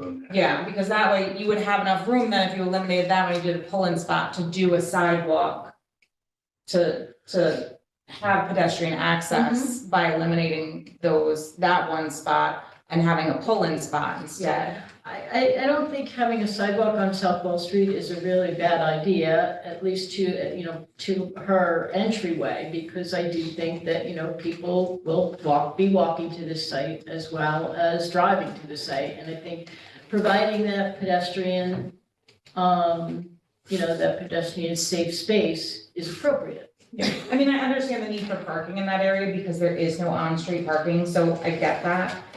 I think the Cake Box across the street maybe has 10 spots for their customers and 3 in the back for staff. King's is obviously gonna be an anomaly because they probably have 25 spots over there. I think the liquor store maybe has 3, and I think the tattoo shop has none. So, I mean, I think finding a happy medium in between, somewhere where King's is along the same parameters as the Cake Box has, doesn't seem out of line for that intersection. So I was thinking, you're talking about the 10 spots. Yeah, We got 4 on the 4 up the top, southwest corner yeah, of the side of the building. and then 1, 2, 3, 4, 5 pull-ins right here, and then 1, Eliminate that one shaded one. yeah, And then where the 3 are on the eastern side of the building, make that a pull-in handicap spot, or, make that one that runs parallel with the building right there. So that way they can nose in that same traffic pattern. And then we'll have the ability to back out and then go to South Wall to exit the property. Right. I'm just thinking, because it's wider, you could make that your handicap That spot. would be a good spot for handicap. I would agree with that. Yeah. She does also have, it's not showing here, but there is also, a bike rack that she will be providing on the site, as well, so. What are the hours of operation and when do you receive your deliveries? Hours of operation are 8 AM to midnight, 7 days a week. And, receiving deliveries is randomized. So they're gonna, how large of it, if they come in like in a van or? Yeah, like a huge Sprinter truck? Okay. van. Where do you plan on receiving them? In that striped spot, So that's why that's closest blocked, to yeah. the, yeah, because either that can either be for the, receiving product, or we're also doing delivery. So we plan on having a Toyota Prius, that we will park there, but I assume that during the day we'll actually be out on delivery. And that way, that spot would free up for, suppliers to drop off. And I would assume if your parking lot is totally full, the no parking area is kind of, it doesn't extend to your entire property. So there is a chance that your suppliers could street park on South Wall, kind of at the edge of your property line, if your parking lot was completely full. Or is a legality basis that they have to It's be? just the security, Gotcha. aspect of it, that we'd like it, cause, it's not reflected on this plan, but, kind of where the, If you want to stand up. Yeah. So you- Yeah. right here, there's a door. And so that's why this spot works out really great because, it can come right in the door and, it just reduces the risk of something happening. Can I make? Yeah, So sorry, sure, thank you so absolutely. much. I'd also like to make note that we plan on hiring 16 full-time employees and 3 part-time. So another, one of my big reasons for needing more parking is that there's gonna be 6 people at a minimum on a shift at a time. So right alone, like if we just, I know some people may walk or, ride their bicycle, but if we're assuming the worst, 6 of those spots are now gonna be taken up by employees. So, and I just worry that in the future, somebody's gonna say, well, why would we go there when there's another one down the street? It's easy in and out. So, that's kind of my concern with that as well. And I do wanna, Sue, you sent me something a week or 2 ago about adding the sidewalk, and I don't think that minimized any of the spaces. But 2 of them were on the street. Right, and that was, we had come up with that option before we looked at the code to see well, where the no parking. Actually, the no parking on that side is only 60 feet. From my understanding, it's only 60 feet from the intersection. Yeah, I don't think it extends past the Yeah, that building. brings you about to your entryway. So there would be on-street parking. If those spaces aren't backing out, there are. And the sign is all with that, then the sign's not, yeah. I assume that's probably was put there when the previous owner was using the whole space. Possibly. Yeah, the code says 60 feet from the intersection. Okay. So that's a no, street parking. We're gonna have to, we'll verify that with DPW. The sign might be in the wrong spot, but that we'll have to verify. Thought that sign we decided that we were going to remove it. You're talking about the Single sign. parking sign. Oh, I gotcha. Got it. So let's talk about the delineation of some pedestrian walkability on South Wall Street.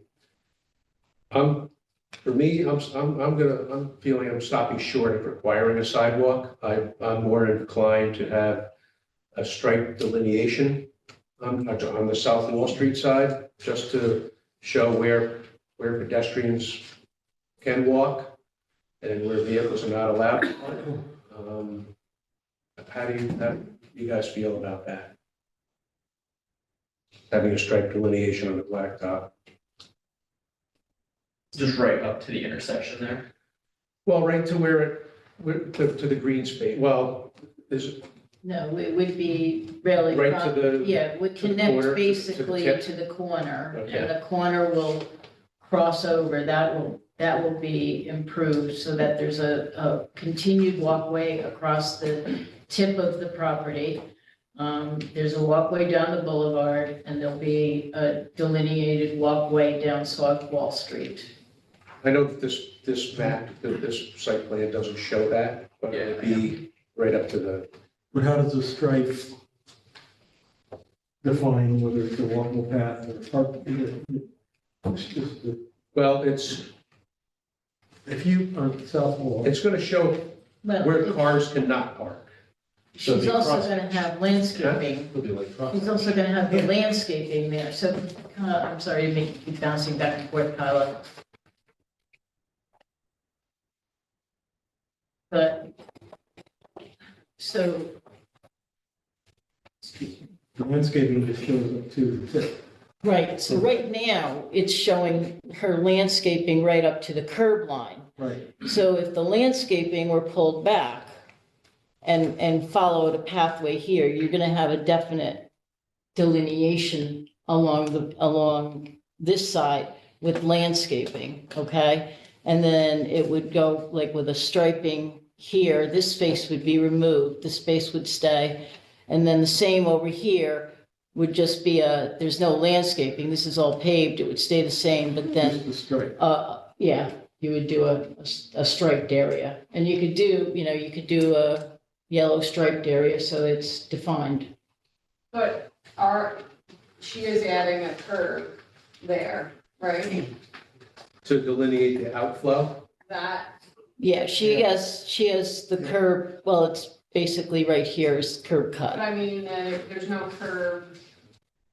There's currently no curb on that side. There is, it's been paved over, I think.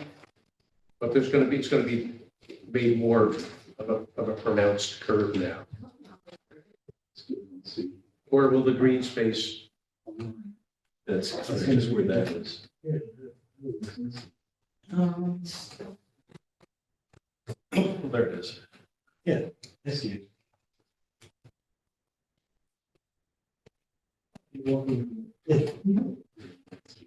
Well, it says new curve, doesn't it? New, Yeah, it says new curve there. right, that's where curb cut was. Theoretically, that's been. It should show new curving. Yeah, and I think if you go halfway down, there's like remnants in there, but it's, In line. You need something. so you can kind of see it on the other end, where the pole is.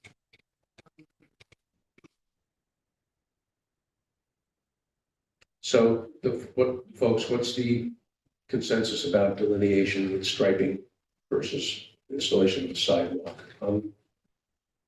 I think sidewalk would be better. Sidewalk, in my Sidewalk. opinion, because the line doesn't make a.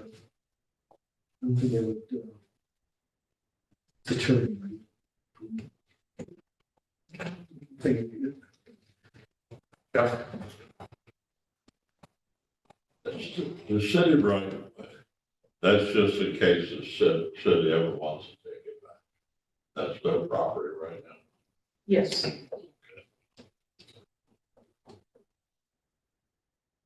And this is a unique situation that I never remember seeing the city's right of way on somebody's property this wide. This is, What is That's the why width the there? question. pardon? What is the width on it? Well, if you look at this, It almost goes to the building. this is the property line right here. And Is that 20 feet? I don't think it's 20 feet. It's probably close to it. If they park a car there, if you park, you. Yeah, I mean, it almost goes to the I mean, entire. it looks like the length of a car. It's wide. That's 18. But I mean, it's still, it's pretty wide.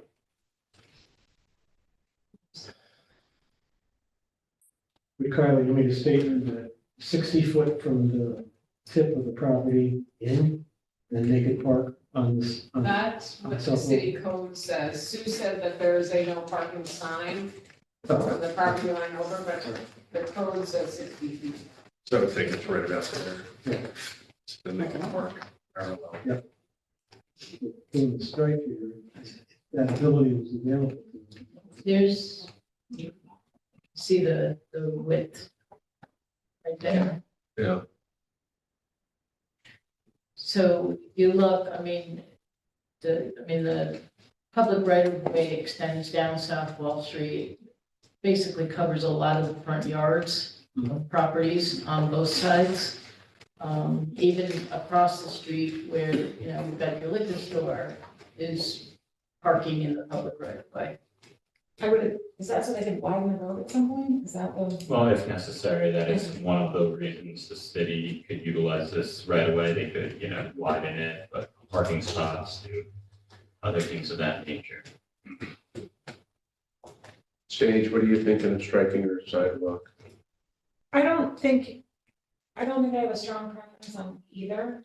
I think I would be fine with striping as long as, if it's going through the green space, you're leaving an open part in the green space, people understand that that's where you're kind of walking through. The new curb would be there, so that's fine.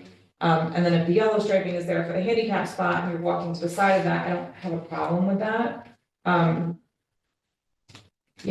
It's also how much infrastructure does somebody want to put into the city property that's not technically theirs, kind of thing? So do they want that additional cost of having to put in a sidewalk on a piece of a parcel that they don't technically own? We do own it. I know, they do own it, but yeah, in 2 years, the city could say, hey, we want our lease back, and now they've spent X number of dollars to put a sidewalk in that now, yes, people still have access to, but, it's kind of like a weird gray area.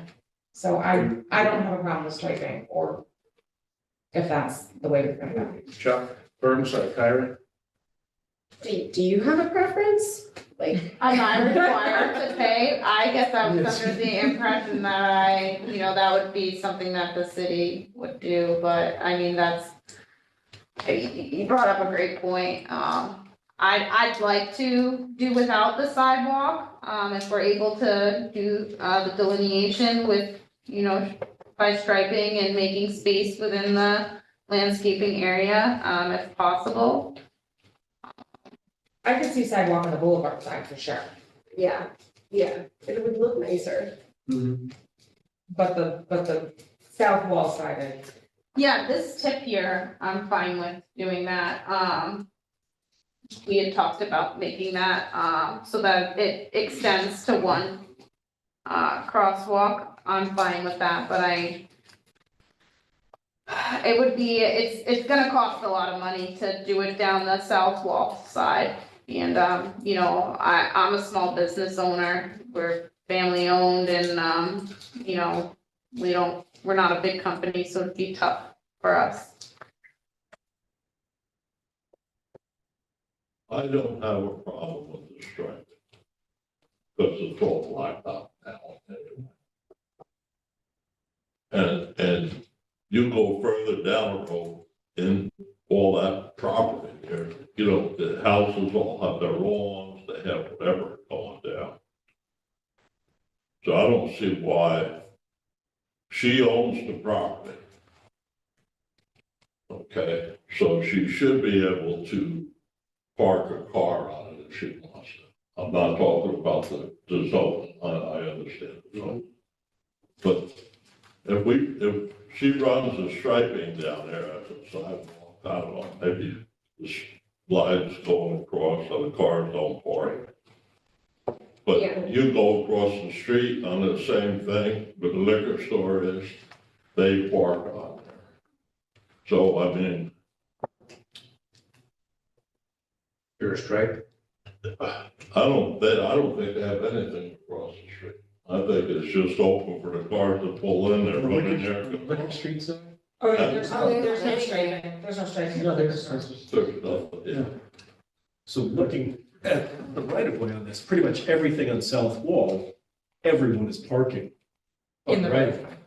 Right. So, how? Well, when their drivers coming in, Even on this, The street parking, yeah. I mean, a lot of it looks like it goes almost up to the front porch on a lot of those houses. Matter of fact, the one house put a fence up. Right across the So road. that's the entire street that, So I mean, it's all right of way. Andrew? Well, I don't think the striping is gonna deter anyone from parking there, and I think the only reason to put the sidewalk in would be to deter people from parking, and that might be, Or instead of doing that, just do landscaping, so people don't park there. yeah. That would even be more. I mean, I don't wanna say put a sidewalk in just to stop people from parking. Can we put, like, sometimes the city will do like a no parking area on the street. Is it possible to have it striped that 60 feet where you're not allowed to park on the street, where it's technically no parking in that area? I mean, it's possible. Yeah. Do they do that? Typically along streets? No. Unless there's a specific issue, like in front of, Energy Square, where they have a drop-off pickup area. That's physically striped on the roadway to define that space. So it's visual. Gotcha. Identification, but normally it's only at corners or intersections where that might be done.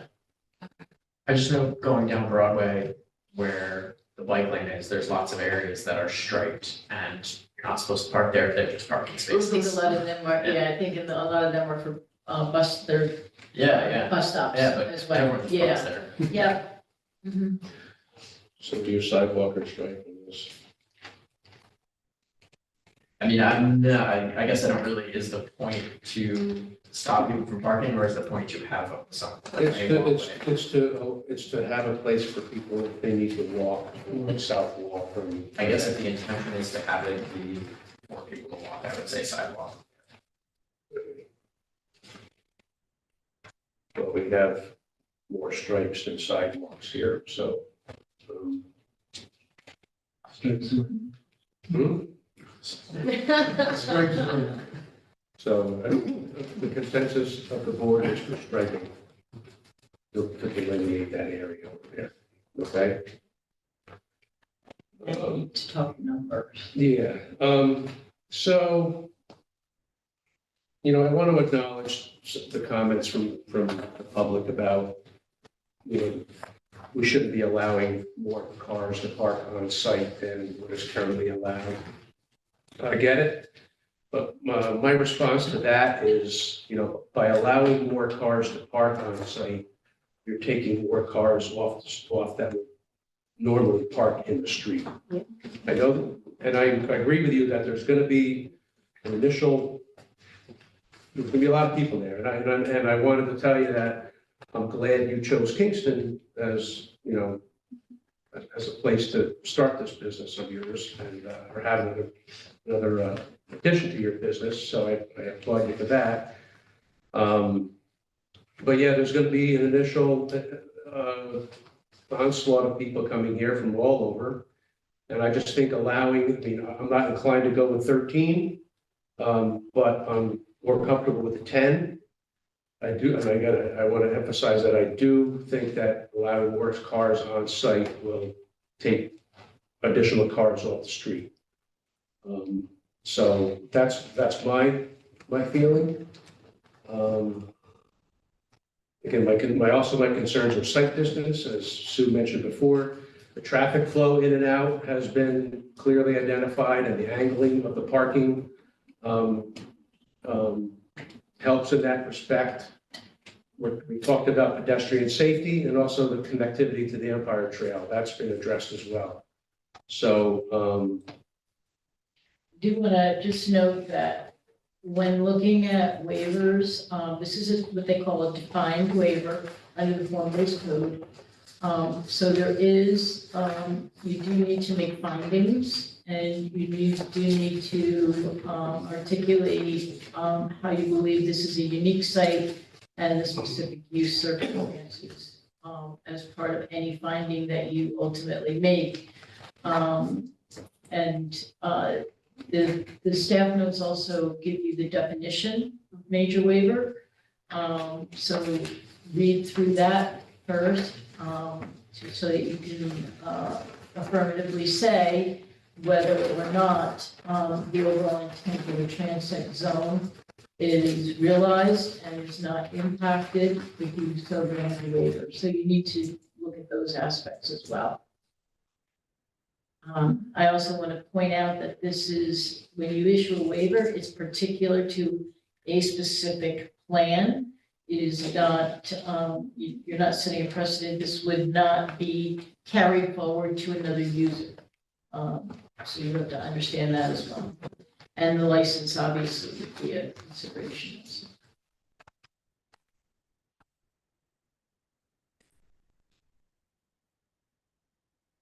I mean, I think this is a unique site based on, this is a 5-corner intersection. The shape of the property is unique. There's challenges associated with that there. The amount of direct on-street parking is also different than most areas within Kingston, because they have such a long strip of no on-street parking by this time.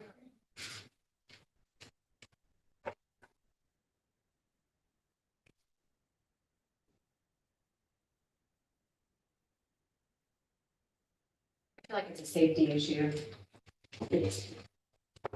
And I also like the fact that, you know, as Sue said, with easements or, you know, a ruling by a zoning board where it follows the property. This is unique where if she picks up and leaves, the next business that comes in will have to go through the same process again. It doesn't follow, you know, particular property, you know? It doesn't stay with the property. It stays with the Stays with the business. Stays with the plan. They also own this property too, right? But if it changes But the change plan, is, Change plan. it starts all over again. Occupancy, another type of business, then they would have to, it would have to be revisited. I don't think it's off for the neighborhood. You have Stewart's with a large parking lot, you have King's large parking lot, you have Big Fox. They're all right there within each corner, so I don't feel that this would overshadow any of those other properties parking that are right there. Stewart's doesn't have a big, They it's can like fit- 10 maybe. Yeah, they can fit 10, 12 cars there, depending on how they Difficult to park. get in and out of there too. Right. When you said safety, what was your rationale? For pedestrian safety or? Pedestrian safety, I think that, you know, the uniqueness of the business, it's going to attract a lot of attention. Which I think is great for the city, but I also think that people have to have a flow of traffic that is manageable. They're gonna be able to manage the business on their own way and to their own legalities, people coming in the door. But everything that happens outside the door then falls on the community and the neighborhood, really, you know, so by them making the best use of space so that people can get in, so that most people can park safely, so that people can walk safely, and so that it looks good, checks a lot of boxes. And I think that area too, I mean, I don't really particularly like driving through that intersection. I find it very confusing. So this adding to the aesthetic of that intersection, I think is a benefit to the neighborhood.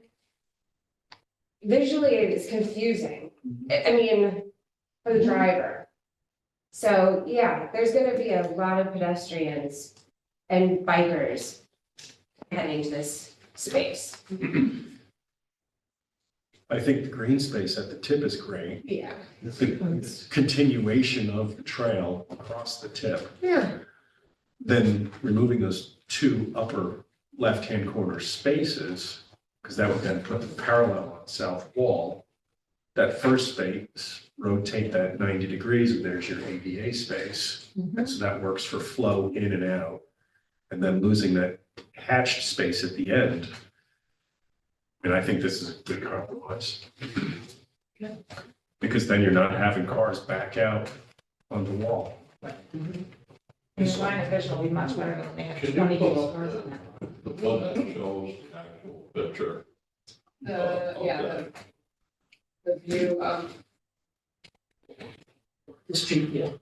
the street view on South Wall Street.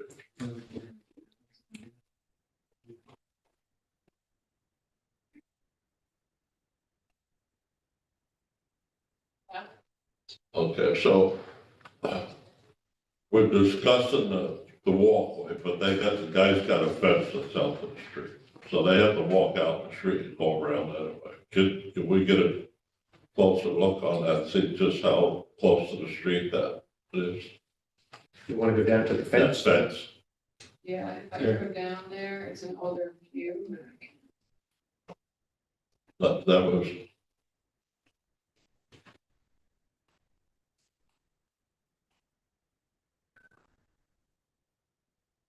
Right there, that's good. So you have the lines there. I mean, there's curbs, so that is it. The cars are not supposed to drive over, but I know over the years they have. But even if you have a sidewalk, it goes to nowhere. Right. Because now you're on people's. Yeah, Right. you're on the Now you're on somebody's lawn. But the feedback from the neighbors, what is the feedback from the people writing in, or what are their concerns? One of the big ones was backing out on the south. Backing out, Right. south wall, coming around that turn and being able to see. And that is being eliminated. Oh, look And at that I agree with. I Car think park that's, right there. that's, yeah, I mean. And I think you'll have better visibility. I mean, they used to pull those used cars up. I mean, there would be 20 cars in that lot. They Especially would pull backing them out. right up to the front and you did have poor visibility. As opposed to now, obviously, when there's nothing there and you can see great. But I think putting in that green space and pushing the parking back is a happy medium to have that visibility to come around the turn there. Kind of signage will be on here, is it will say no stopping and then it will be striped for the parking? Cause I feel like no parking, people are gonna pull their car up, put their four ways on, get out and go get in line. I thought that, I mean, it's policing Yeah. matter on the street. Yeah. You mean on the street? Yeah, it would be a policing matter. I mean, that would be something, would have to be dealt with. I thought the no parking ends about where that car. From there to, We're gonna double check, we'll verify that. Well, where that car is parked, that's approximately where the new curb cut, right? Yeah, so if that car goes Close, forward, yeah. you'd probably have 2 spots, before you got to somebody else's yard in Yeah. front there. Because then you could park a car next to the pole and then in front of that car. So there's your on street. And you don't have to worry about backing out. Right. So you'd have 10 in the lot and essentially 2 on the street. I mean, that sign can be in the wrong place, we don't have to check. I know the post office over here, they eliminated a bunch of parking and the people complained. And the DPW says, oops, they put it in the wrong place, so they moved it. That's which is, that could have been, the guys go up, they could put a sign up, they go up, put a sign up. I'm not saying that will happen. All right, so let's bring everything together here, all right? Does anybody have any other discussion about it? I think we've covered everything. So let's get this into a ball that we can vote on, right? Can we go back to that Sure, the plan. parking itself. layout with the hashed out spot? All right, so we got the 10 spots. That hash one is going to be eliminated. All right, the 3 up against the building on south wall will be eliminated, but we'll have 1 spot running parallel right there. So we'll have 10 spots total, right? Everybody seems to be in agreement with that, correct? Mhm. We're going to put a delineation down South Wall Street from the fence line, the fence to, then we're going to modify the green space to allow for that striped area to connect to that tip where the Empire Trail is connecting right there, right? And that's really what we've got to deal with tonight, because the curb cuts are already identified, during the traffic flow, so we're not gonna deal with that. So everybody's, I'm gonna make a motion.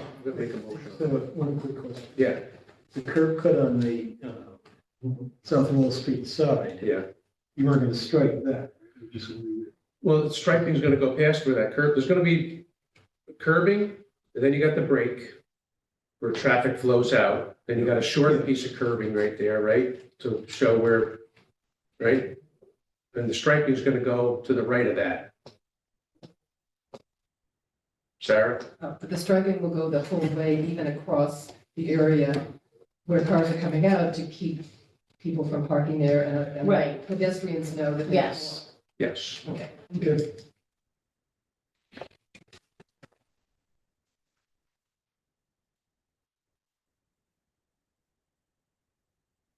Any secret And as then well? across the tip will be connected as well.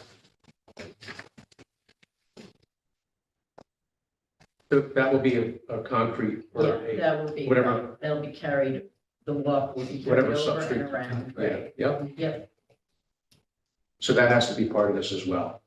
That's where, it's actually, will be. or is that our part of the site plan. plan? That- You're dealing Nothing with on the the site waiver. plan. No, No, so that's- You're dealing with the waiver. Yeah. So your waiver would be for 5 additional spaces Yes. if you agree to the 10.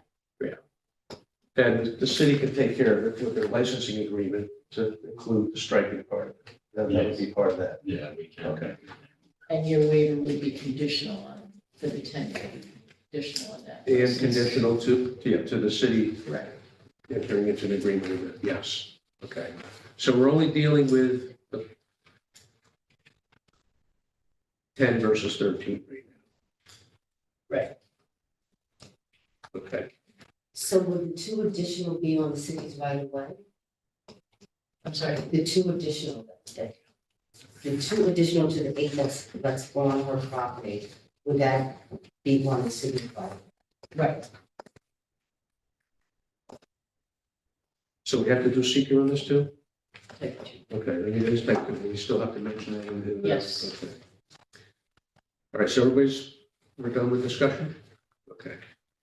All right, so under seeker, this is a type 2 action, so no further review of the board is required. So at this time, I will make a motion that we approve item number 7. with 10 spaces total, waiver to add 5 additional. Okay, Defined as unique site. yeah, okay, we find that it's a unique site, irregularly shaped, with challenges. The use has the number of employees, initial expectations on the grand opening. The additional spaces will remove cars from the street.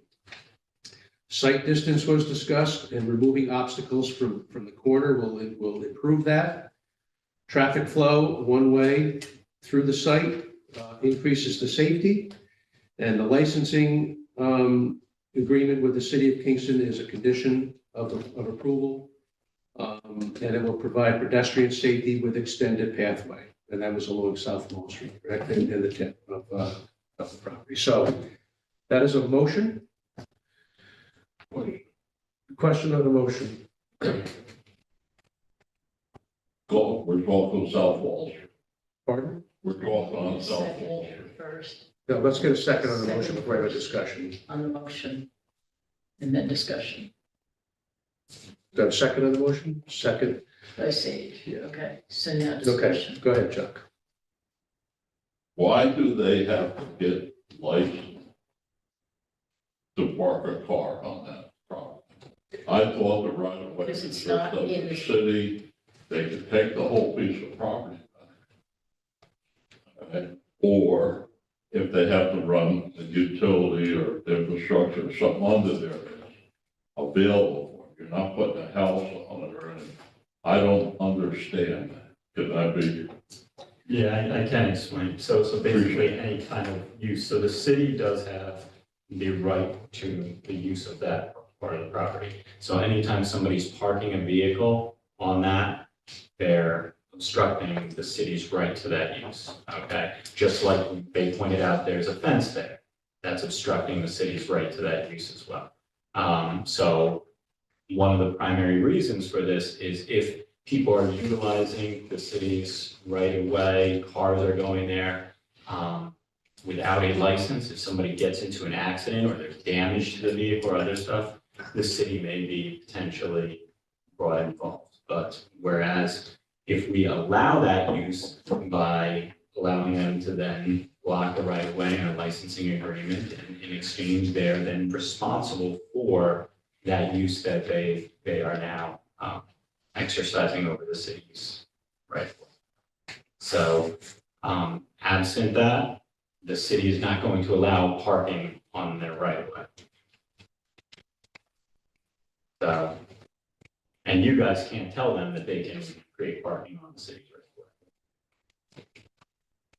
But this license that the city has gives them the ability to allow people to park there? Yes, the city will have an agreement which will have certain conditions, and it will be an agreement that gets renewed each year to allow them to utilize the city's right of way. And other They have the businesses, primary right to use. and other businesses throughout the city.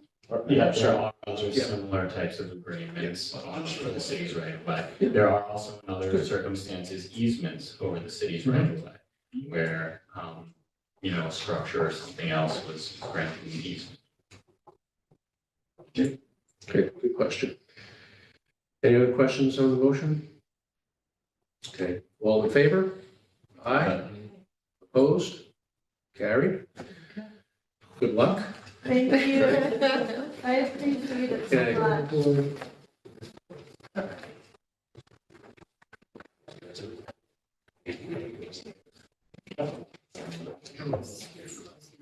Okay.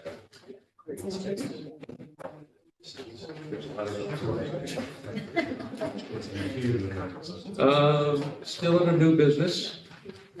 Item number 8 is 549 Delaware Avenue. It's a site plan to convert a 3-unit structure to a 4-unit small multiplex with a major waiver request for dormer configuration.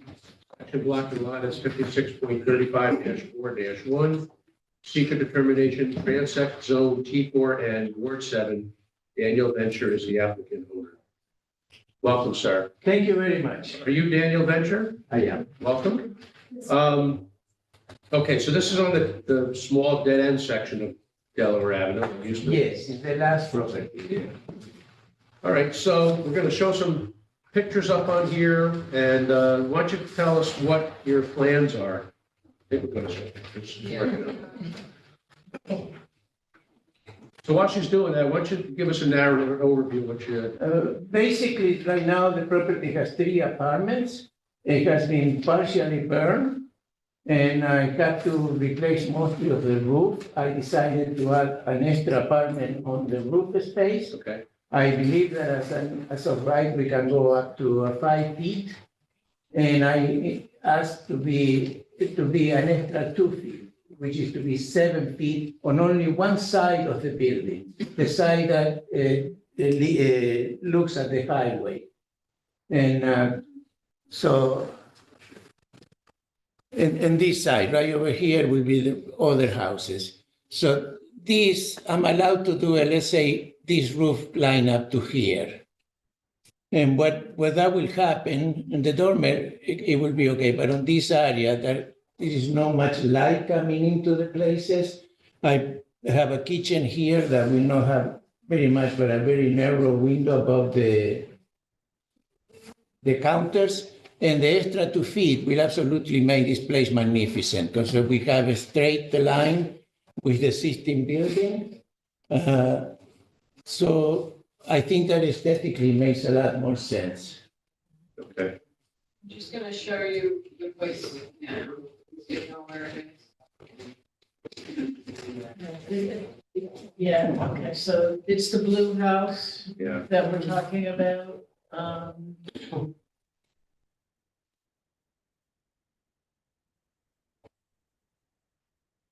raised dormer would face the tree. In the other side, I think we have a photograph of that as well. The house itself, Yes, I will have to find that. Give me a moment. Let me go back to this.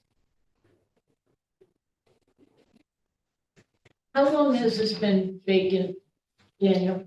I have no idea, but I think that the fire was in Sometime. sometime in 2019 or so. Yeah. And, I do. It was like 3 years ago. Yeah, it may have happened when I left already, so. That's just some time. Yeah.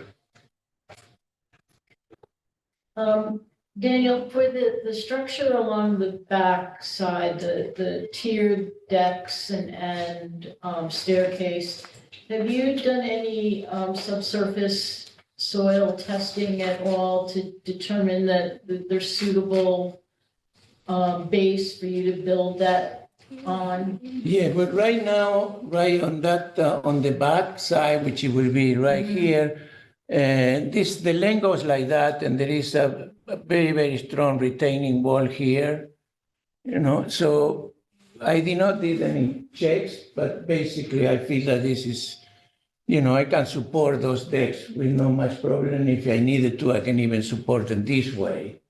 Okay. And they are very short decks, they're not gigantic in nature. So they'll be cantilevered out? Pardon me? Cantilevered out, but you're gonna have piers, right? Yes, Down into- yes, right. Okay, And there is a design, you see, we make a little design here to make it look Right. attractive to, basically, there is not much neighbor, but the lane continues to go down. And from Right, here, so you my- only see the right, so my roof. question was, have you or you had anybody do any soil borings or testing of the subsurface materials to make sure that this three-story structure, this porch and staircase structure can be, Well, it is built there. existing now, there is existing a porch right here. there is, There is existing one, yes. okay? And so basically, I'm gonna remove it and put a new one. But it's Okay. existing already on this floor.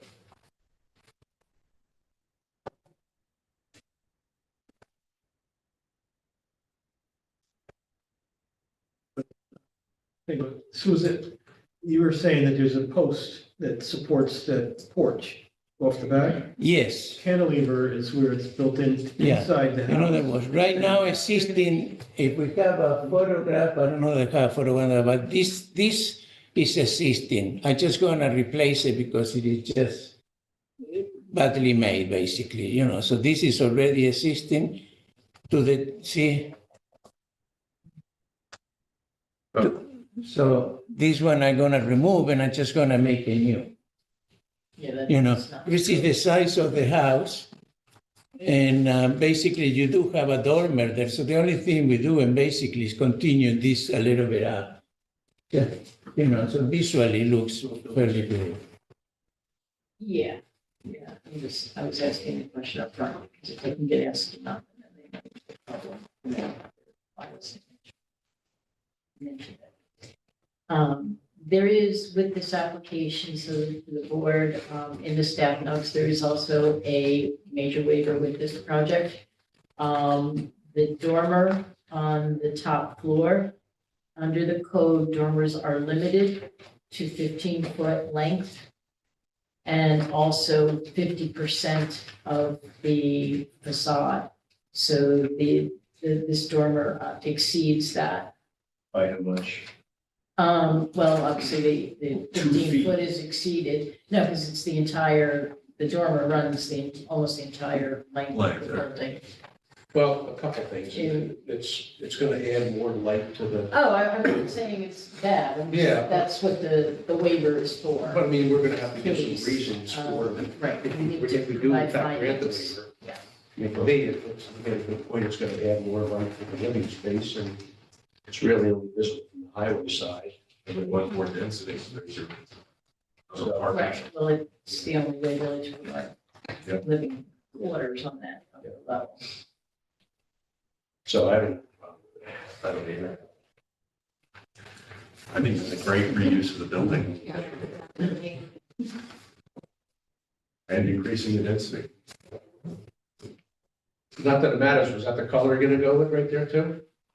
I tell you, this is, to me, it's very I important. like it. No, I have no idea what the color will be, and Okay. once I'm building it, I will get to the point to say how I'm gonna decorate the stereo, and to me, it's very important. I probably gonna be kind of attractive and colorful. But I have no idea today. Yeah. We want to look at floor plans here too? We have a There. So, sorry, they're all three bedroom units, right? Yes, Except for the top top floor. floor. yes, this is the lower floor. And so it's right now it's kind of burned, and so we're doing pretty much everything new, but this is pretty much existing, even though I'm gonna make it all new. So it's very open space, kitchen, living room, dining room, I got bedroom, I got 2 bathrooms. And that is in the lower floor. As you go above, the plan is, this will be, okay, this is the ground floor, basically. So you enter through here, and you have a large open space, nice kitchen, island, washer and dryers, bedroom, 1, 2 bathrooms, and another bedroom closet. And this is the entrance, and this goes up to the second floor. That is the second floor. So already have, this is existing stairway to go out, and it's an existing deck where it goes down here. But I'm gonna make a new, but I live in that And existing you're making stairway. that deck bigger on the back. That's, This, it goes a little bit bigger, maybe an extra 1.5 feet or something like that, not too big. This is all open space, bedroom, bathroom, another bathroom, and 2 bedrooms or home office or whatever they want to use. And this is the entrance going up to the attic. And now we can have the other floor. And this is the area that we're talking about. So it's the area leading to the highway. We have a kitchen, main space, 1 bathroom. This is all open, but it could be used as a bedroom or as an artist studio or something like that. There is another bedroom in the front with another bathroom. And all of this is to go outside. I think it's a very attractive design, and I'd be very happy to be living inside there. With a much light that's going to be coming out. It's really nice. Yeah. And I would love to revitalize this house because it was, yeah, I tell you, economically, probably it's better to tear it down and build it new. But I just love to renovate.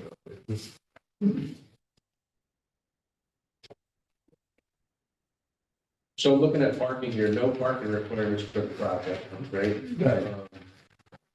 And you've maybe already had discussions with staff about this, but there's no parking on a dead-end street during snow emergencies? There is no, on the street, there is just no parking. I have 2 spaces I'm gonna do on this side, and right over here on this side, I can put 3 cars this way, or you can park a straight line.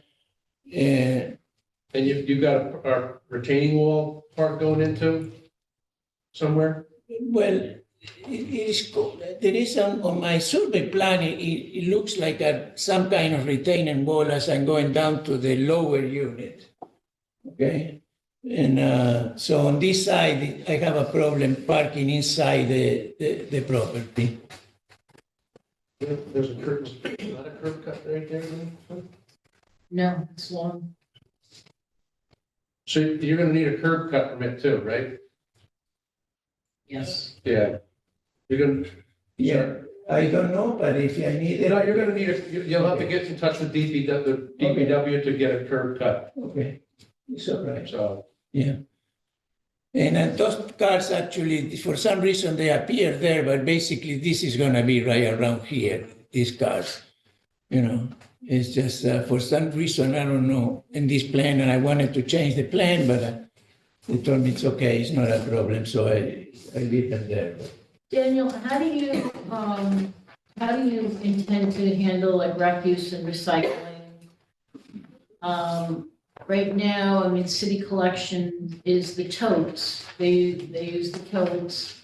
It would be given, for the property, one brown tote for regular refuse. And then you can get extras, if you pay for them. But then you also have a recycling tote and a cardboard tote. Do you think that's sufficient for 4 units, or do you think, and it's a weekly pickup? I tell you, I don't know if it is sufficient. I have a 4 apartment unit with only 3 totes and it's been okay, but they are not as large as this. But it's very strange. I have another property that has very large apartments, but the fact that the apartments are large doesn't mean they are occupied by a lot of people. Like I have one, like it's a 3-bedroom apartment and one person is living there. I'm asking because, you know, I'm curious where the totes would be stored. On the property, they can't be you can't keep them on the street there or in public view, so they'd have to be screened. I have a space on the side. Okay. And basically I like the property to look good for my tenants. So I will make it, you know, attractive in that way. I have a person that goes and moves them in and out and, you know, cut the grass. Okay, so you would have a property manager do that? Yes. Okay. And so then I will hide them from view. Basically, it will only be there when they are needed to be in the front. So can you show us on that plan where they would be? Right here, you cannot see it on this one, but if you, can you give me this? Do you want the elevation of the house? Yes, perhaps, yeah. Okay, for example, coming down here, I can create something here to hide them on this side, you know, without much problem. They won't be seen because the street level is pretty much this here. This is the street level, you know, and this goes down, so I can put some kind of housing for them. And that's a central location for your tenants to go to. Yes, everybody can come in from the front or from the back of it. Okay.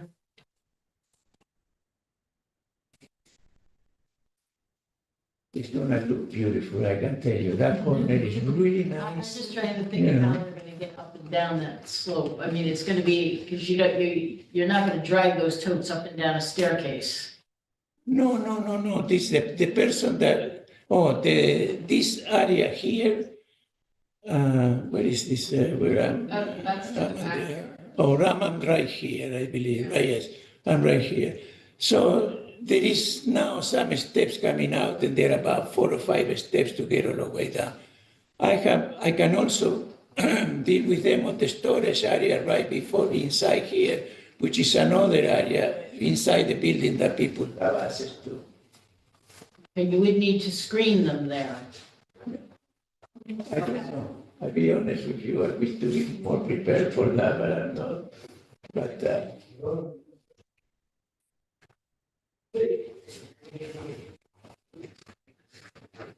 We'll be keeping an eye on that. I hope so, because I'm coming back here with another project. So.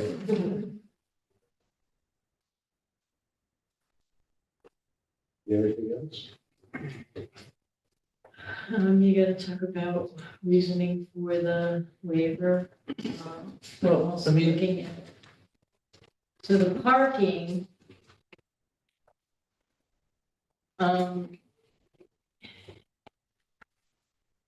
Yeah. He's gonna have to retain, I don't see how he can do it without a retaining wall. Well, was there a retaining wall listed on there? There is an existing retaining wall. This is like a retaining wall of sorts for some reason. And I have one here in the back as well.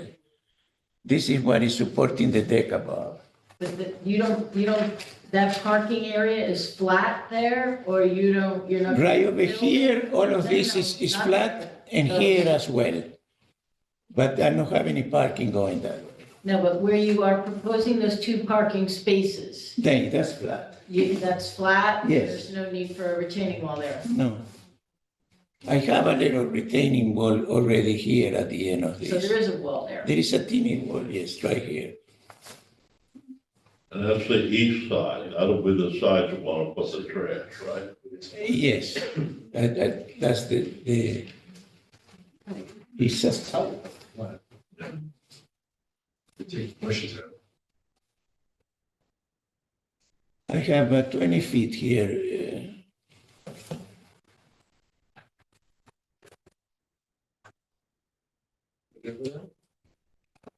Just to be clear, the planning board can't allow can't give you permission to park those 3 cars at the end of the dead end. That's the city right of way, so just to be clear, Okay. that's not part of the plan. No, okay, Your yes. tenants have to park where there are legal on-street parking places. Yes. I put the 3 cars over there because the 3 tents right here, the 3 towers. I assume they're gonna park this way rather than like this, but I Yeah, because probably the garbage truck will use that as a turnaround. Yes. And there may be other reasons that Public Works needs that space.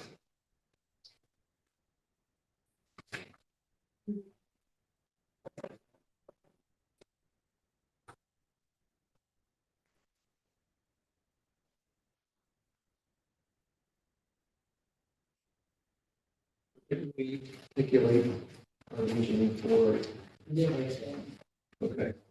We just have to reiterate it after the minute, okay. Yeah.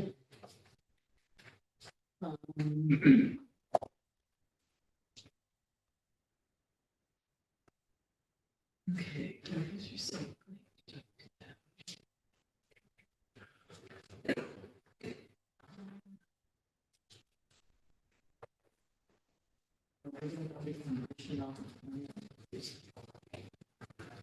In the future, just put it as a condition of the site plan. It's not, we're talking about deed restriction. So this will follow. We're not doing that, we just need to condition. in the Oh, future. okay, I got it, yeah. That we afford. We don't even have to mention that, do We will do it just as a condition for now. we? Okay. Okay. Yep. And that'll be listed on here. Yep. Okay.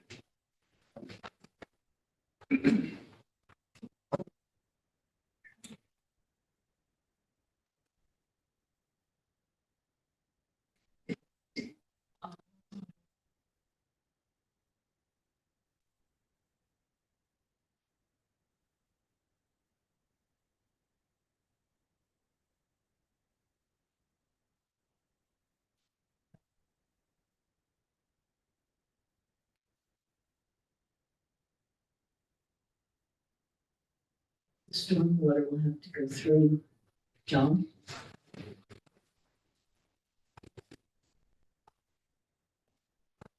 Wait, I tell you, it looked like that was the end of the, No. and then I turned the page.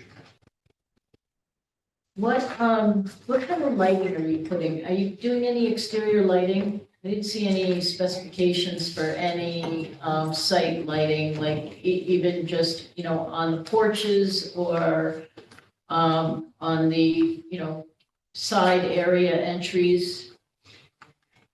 I most certainly will have to light the sides and the entrance porch and the backs, on the backs of the decks. And so what I am specifically going to put or how much light is not gonna be much, but it will be some light, some people will be able to get into their homes. Okay.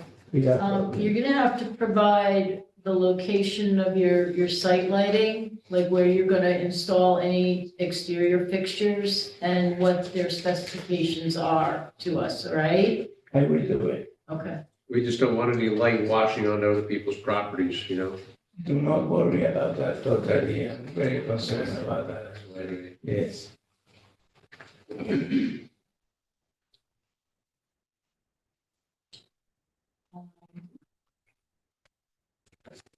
Let me see, policies.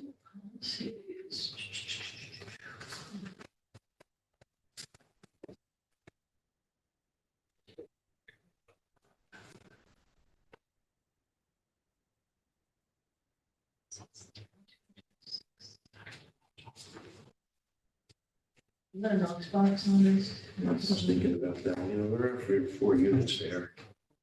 Yeah, I mean, is that the fire department, do they have a rule of thumb when that's used or not? I mean, you don't do them in single family homes. No, but some people have opted as single family homes to do it, but I mean, but this is four, right, four family. Yeah. I would. Okay. I would. Not saying yes. Okay. All right. I'm talking about, putting a Knox box on the, building. Are you familiar with the Knox box? No. System? It's basically a box that contains the key to or keys to the house. So that if there's an emergency and no one's please, around, the yeah, fire department can access the keys and not break doors down. I'll be totally happy with that, no problem whatsoever. Okay. You can add it to that.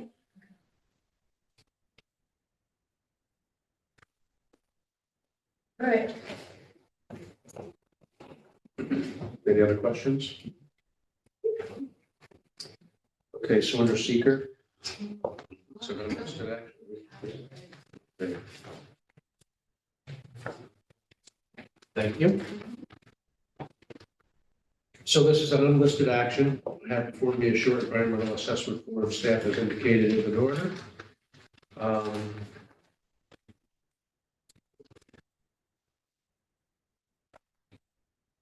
This time we'll make a motion that we approve it. Do I have a second on that? Second by Matt Gillis. All in favor, Wade Platt is a yes. Charles Palaco, Yes. Matt Gillis, Yes. Vince Archer, Yes. Sage Newkirk. Yes. Yes. Well, we're not done yet. All right.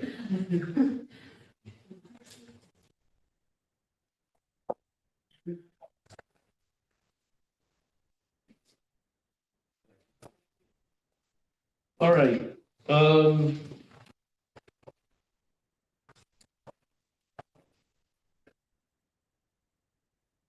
At this time, I'll make a motion that we approve item number 8 with the following conditions and. Do you want to do the waiver first? Okay. Because we did include the waiver, that was just for, You that have was to- the only thing you to have to do. vote on that separately.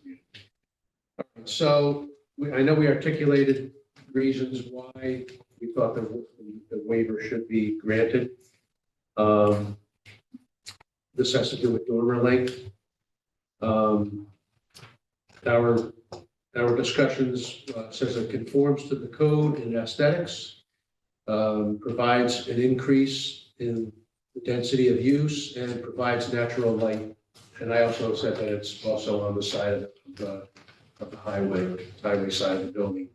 So everybody concurs with that we grant the waiver based on those items?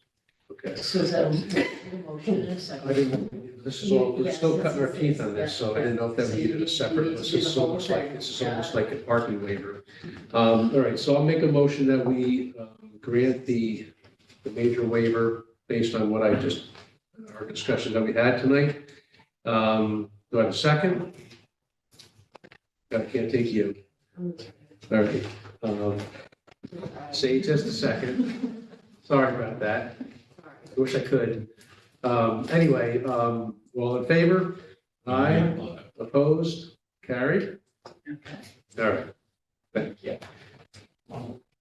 So at this time, I'll make a motion that we approve item number 8, with the following board policies: 4, 4A, 6, 14, 19, 22, 25, and 26. The conditions are applicant has to receive a curb cut permit from the DPW. Parking on the street only in legal places.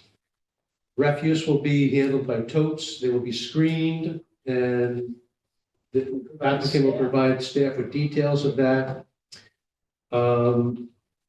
Stormwater will be looked at by the city engineer, and the lighting will be provided, the location and the fixture specs will be provided by the applicant to staff.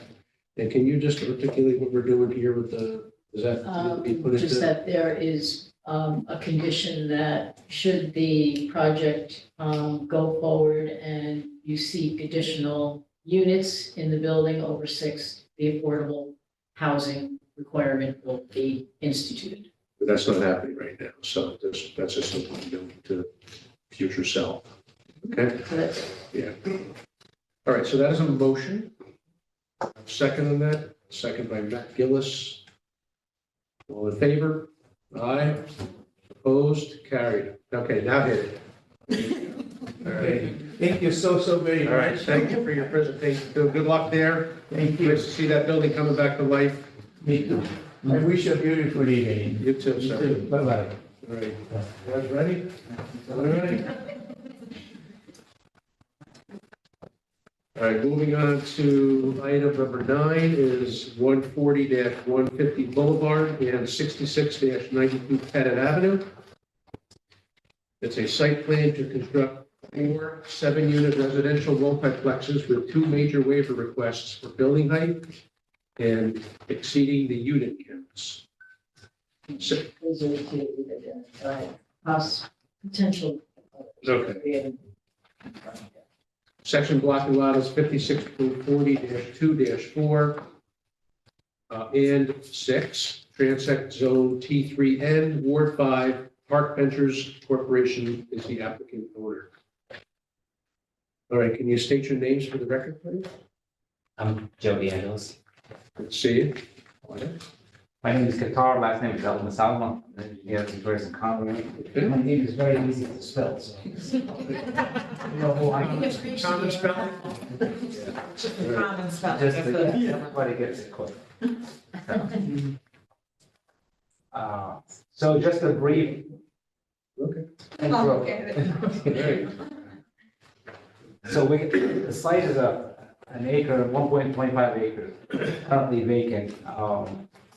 Joe approached our firm to see if we can evaluate the site and come up with a solution that he can have housing units there.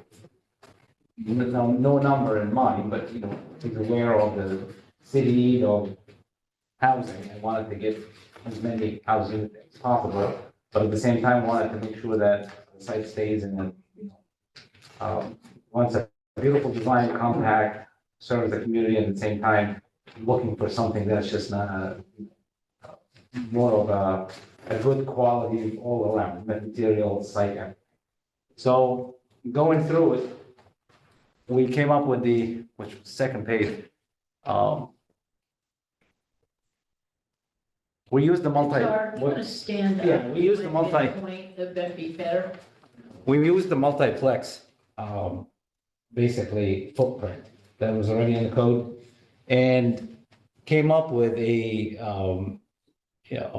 2 units per floor in each building. Each unit is a 2 bedrooms, 1.5 bath, in unit, washer and dryer, living room, dining room, and a kitchen. The first floors are basically parking lot level or street level, if you want to call them, served by the sidewalks coming in, so they could be suitable for handicap. So you don't need to have any, elevation changes to get to the first floor. So if you would have to have some handicap units, they would be located at the first floor. Second floor would be identical to this. The building can be accessible from both ways. We do call this side of the front. I know there's some discussions about that, but. Hold on for 1 second. Do you folks, can you see okay there? Yeah. Because you're welcome to move to a different spot. No, I'm good, Okay. thank you. Can I ask a question? Not yet. Okay. Now. So the building is accessible from both ways. There's a set of stairs that takes you through the levels. So we have 1, 2, 3, and that would be the exception, to make 6 units. And then the half story on the top will basically accommodate one more unit. So that would be 7 units per building. We have 4 buildings, and then at the back area, I understand that there's no requirements for parking, but realistically, we still need to have some parking for something like that. The reason for this being created like that, because the access that currently exists off the boulevard comes in and kind of like dead end right here to serve those 2 properties. In order for me to be able to get an emergency vehicle in, one of the designs that I have to follow, this T configuration, basically an ambulance or a fire truck can come in here, make the turn, back out, leave. And this came right detail from the building code where I have a 70 foot on each side with the radiuses that confirm to that.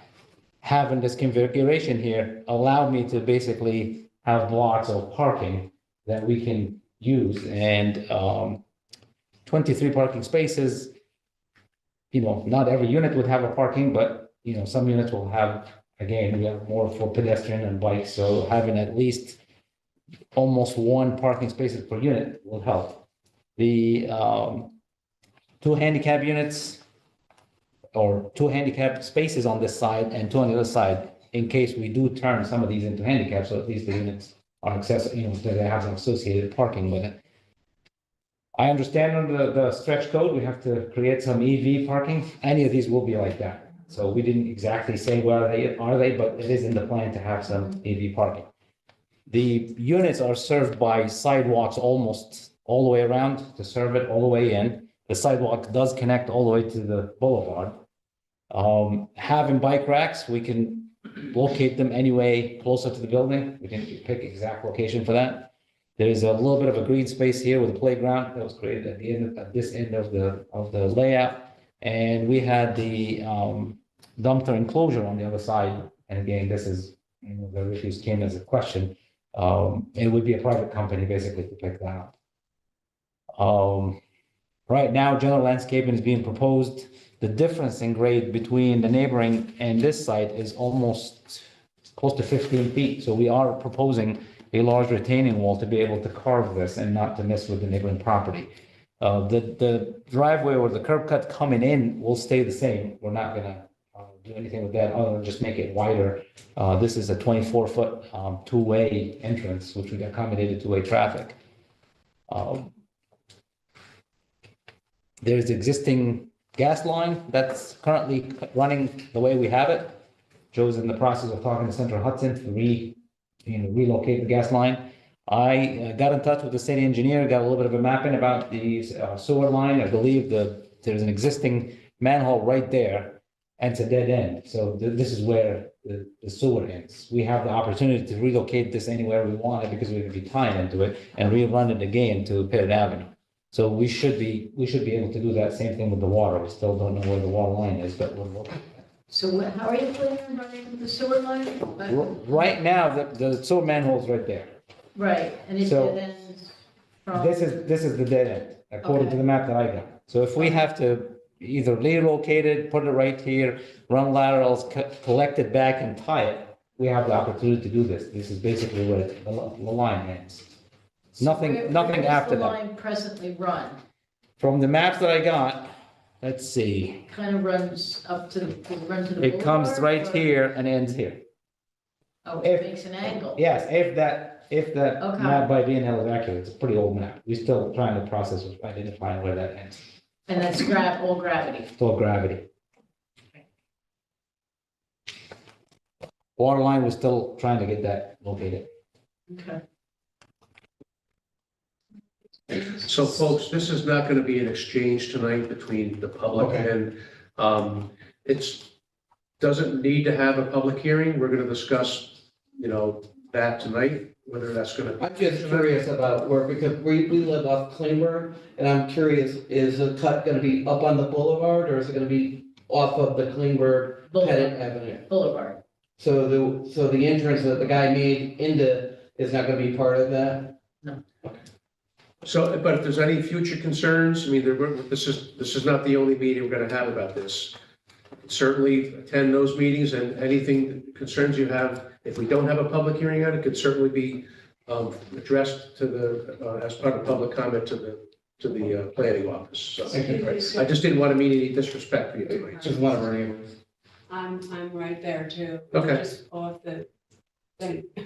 So I'm right, really, really close. Okay. So will there be a time when we can ask questions and, Well, this is not the first meeting we're going to have about this, so we're going to be learning more about this project. So you're certainly welcome to attend. We also live stream this.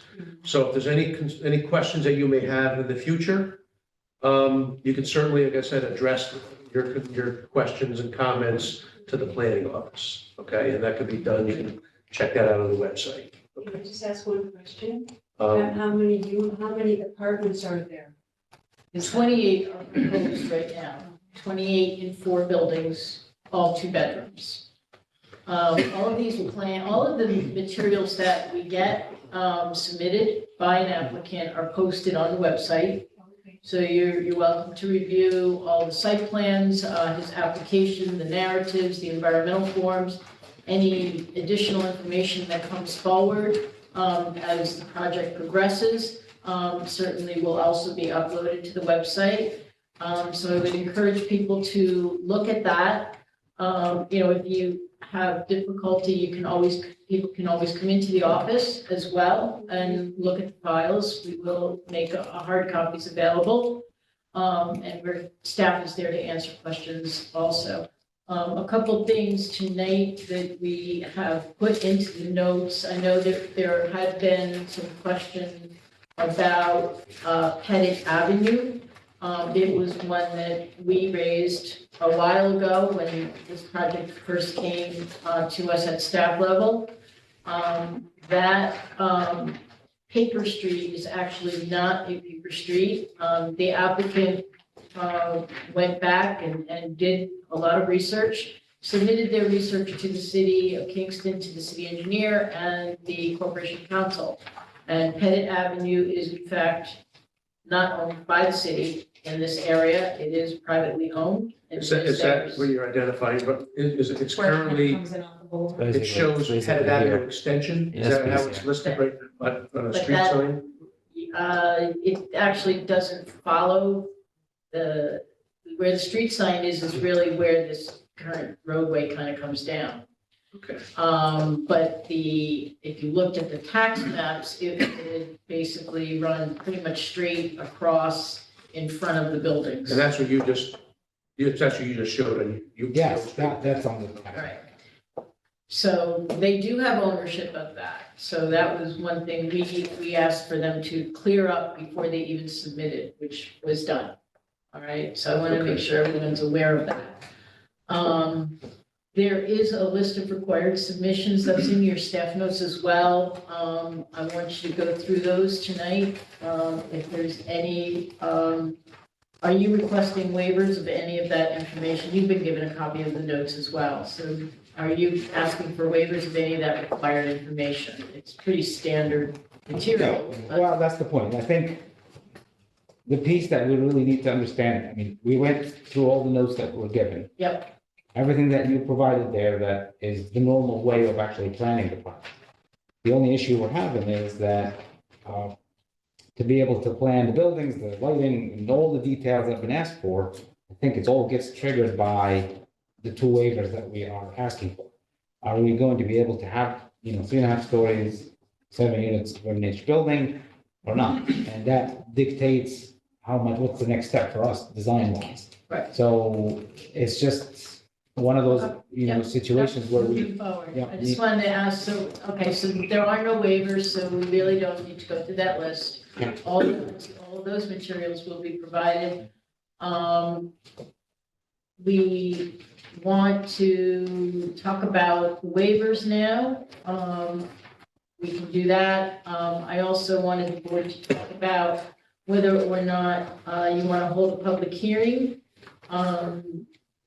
My opinion would be, I think a public hearing is a good idea for the number of units. I also think a site visit of the board would be a good idea to understand the site physically and also the surrounding neighborhood. I think it would be, smart move on your behalf. I don't know if you want to talk about, if you're comfortable at this point with the information that you have to discuss the waivers, that's up to you.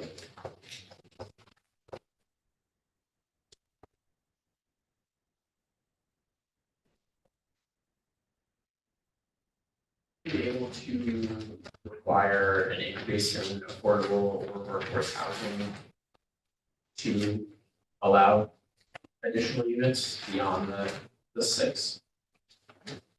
Well, that's a good question. Okay, because in the T3N, we calculated it a couple of ways, but with the increase in the number of units from 4, which would be allowed, to the 6, 2 in each of the buildings are mandated to be affordable in each. So that right there is 8 affordable units at a minimum required.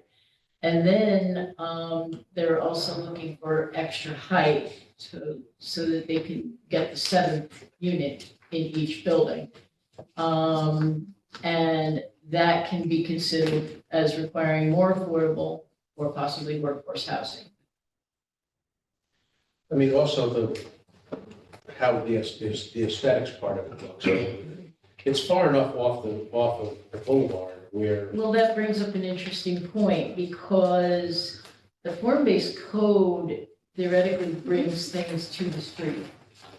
The street, in this case, is the boulevard. So I feel that that's another waiver because these are not facing really the boulevard. These are, and it's geographic, I mean, What's the, topography wise, it might be rather difficult for them to do that, but they're actually down off of the boulevard. what is the elevation change? It's a good, like Qatar said, about 15 feet. 20 feet down. okay. So that extra. is one way around, I mean, what are your future plans with that street? Are you looking to dedicate that street to the city? Is that, Right now, No, it's it's a just drive. a no, but I mean, at some No. point. no, it's gonna just stay as a driveway. Yeah, it's not gonna. I don't think the city wants it. It wouldn't be a road, it would not be a road. Okay. It's not even set up as a road, That's why. to meet that aspect of the form-based code, so it wouldn't work. I mean, there's a reason why the buildings were designed that way. The way with, I mean, the parking lot is on this side. There's also, the elevation drops quite a bit, and there's that huge I'm not- property Yeah, I that mean, gives you I the view. understand the topography, I'm Yeah. just the No, I'm just form-based saying- code, and that's But- where the waiver argument would be. But my made. question is, what defines this and not being a front? Yeah. That's my only, that's the piece that I couldn't, find. I also think that this section of Boulevard, I wouldn't want to see houses out on the street. I'm not saying, I'm just, I the know. form-based code has I- a build-to zone that we have I know, to impose, and Just it's trying to not, find reasons why, and that's the basis how it would not of adversely affect forming this. the argument for issuing the waiver. It's just that you can't avoid, I mean, it's So the- required, Code wants this on the street, right? That's form-based code, to the Which street, kind of doesn't facing fit to the in this. street, build-to zone. So saying that the way it's presented for me is, I mean, I want it off the street, it's not gonna affect, Again, I I'm not arguing, I'm just I saying. know, but I'm just trying to give you a reason why I think it should be, Code. the waiver should be granted. I mean, it's far That's, enough, that's a waiver that wasn't identified, Yeah, so but I that's mean, another one. it's far enough off the street for me that it's not gonna adversely affect what the spirit of that transact is. not an agreement. Not an agreement. Same. I agree. I wasn't trying to argue with it, I was just trying, I'm I just know what you're saying saying, it has how to the code be- reads. It has to be addressed, Yeah, Do a waiver for that? there would be another one, right? we're not in a position to do that tonight. Do we want to do that to let them know where our I position really, is? I really think that, I understand what they're saying, they want a little bit of an indication, I think primarily on the building height. And, I mean, I don't know that you'll make an absolute decision tonight, but I think they want some directions. We can go with to move direction the if you wanna give project it. forward. Well, I mean, They're kind of in a catch-22 here.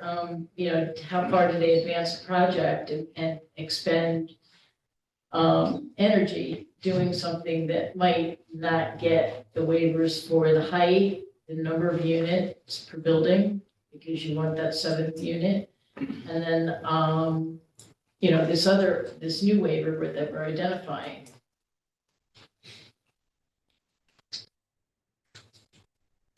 And where's the 7th unit? It will be the, Like, I understand that there's 3 floors. Yes. Oh, is it like up in the yes, attic it will be, space? it will be here, we're gonna have dormers. Okay. See the dormers? Yeah. That one. I could tell that those were next to each other, and that there were 3, but then I was like, where's that one single? And again, we'll spend more time on the building. It's just- Yeah. And then those. I was just trying Very to, conceptual. yeah, I was just trying to identify where I was Well, going. we don't have an application for one. Same kind of setup, though, still 2 Well, bedrooms in the upper. Yes. Right. So, I mean, we could talk about building height and number of units. yeah, if you feel you have enough information to support. Again, the building height is also subject to the way I feel about it. It's far enough off the street that it's not gonna be like, oh, here it is. And it's also in a valley. And with the elevation difference, you cut that height right out. The roof lines will match up because of the drop with the Exactly. surrounding houses, so when you're on Boulevard and you look down, the roof heights for the existing houses will be at the same level. Yeah. So, And what about the number of units? I mean, I just look at it, there's gonna be, it's gonna afford more people. I'm just, looking now, looking for an argument, right? You got that feeling? I just think that, All right, so here's the application for one waiver here, okay? Are you? So the narrative is what I'm looking for. really. and this is for which one, the waiver Well- for? the whole. For the So height. this is the extra story height, this is the narrative. These again are posted on the website, so, and this is the narrative and the reasoning of their request. Read that over.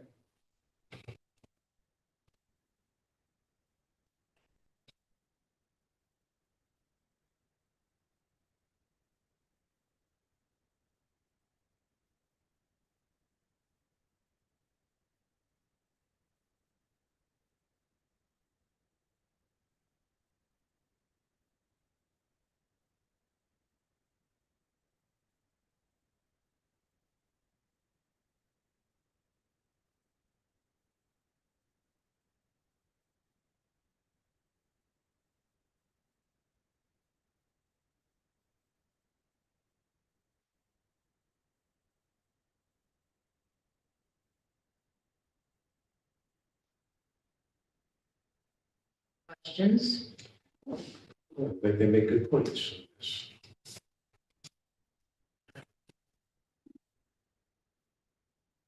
Okay, this is the second one.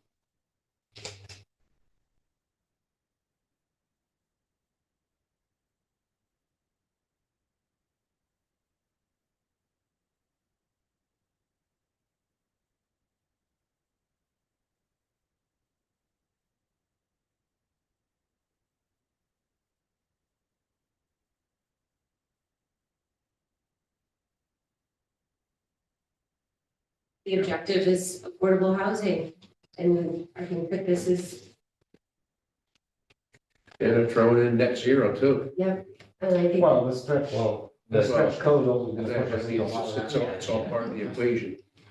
Are we in the same transit there as we are with the jail project?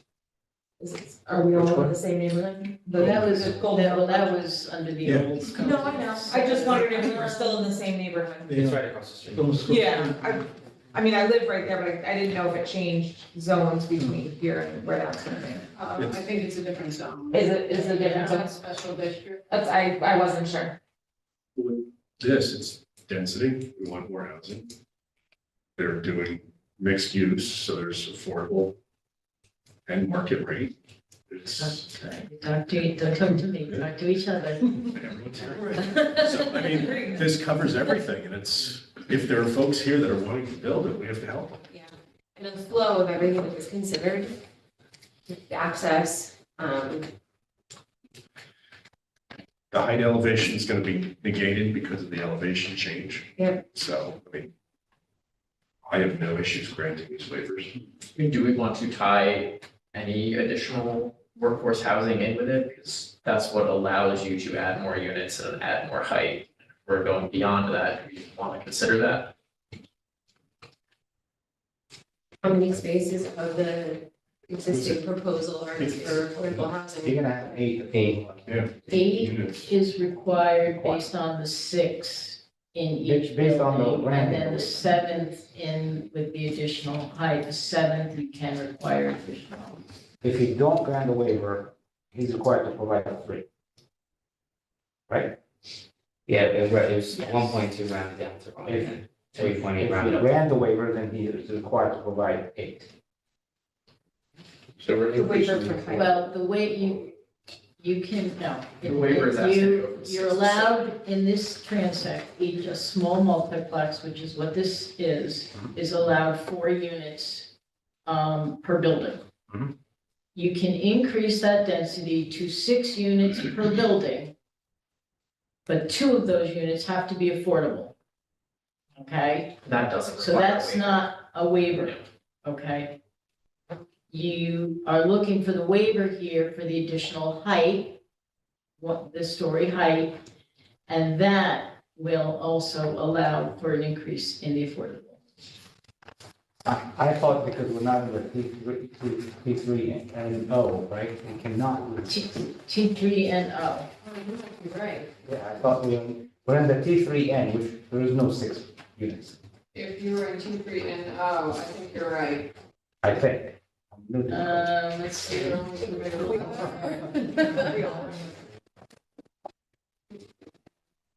And that's the reason for 2 waivers. One is to increase the units and the other one is to increase the height. But because we increase the units, then we have to follow it all the way through, which means that kicks in the 8 units. Can I play devil's advocate and say that they could essentially in that same space make 8 separate little buildings instead of 4 big Actually, we buildings? can make 4. I can make 4 different subdivided pieces, put 1 unit in each and not even come to a site plan. Right.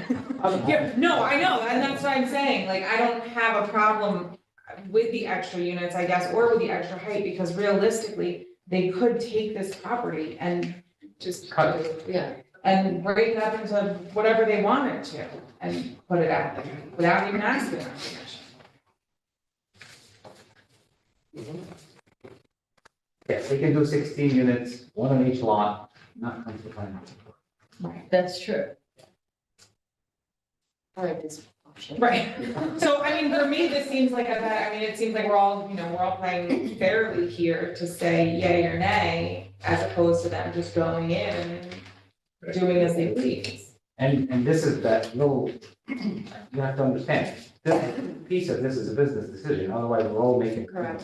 Like whole that. It sets whole a precedent too. So the only way to make this combination work, you have to have a little bit of. Provide Some of the arguments that he had for. Is there houses behind this that we're going to interfere with them seeing? back to me. Nothing. I don't think development wise gonna be. There was a house there before. They tore it down a number of years ago. Well, that's where, when you turn it, oh, When you're going up the hill, you look to your left. There's a house on the end corner. And the lot goes next to that house down like it's in a gully. so on the left side, The left side, going, that's where Going the park towards- with what?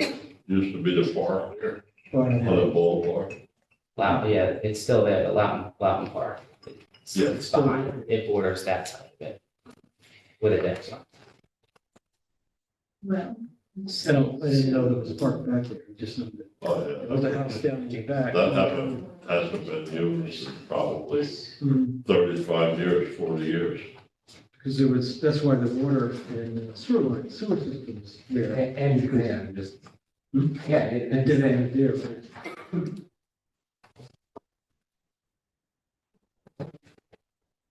Are you aware that Pettit Avenue runs parallel to 32? Real Pettit Avenue that's in existence? Yeah, he showed us some. No, that's the little Pettit Avenue that's just. Yeah, that's it. He showed where it would extend out. Our little Pettit Avenue is just 2 blocks long, and it's really quiet, and it butts up against this, so we're very concerned about all of a sudden 28 apartments right this close to us. Did you buy this property? So my word is that. Sorry? Have you bought this property? Yes. We just found out about this yesterday. It should be I'm tied praying to for a the better place.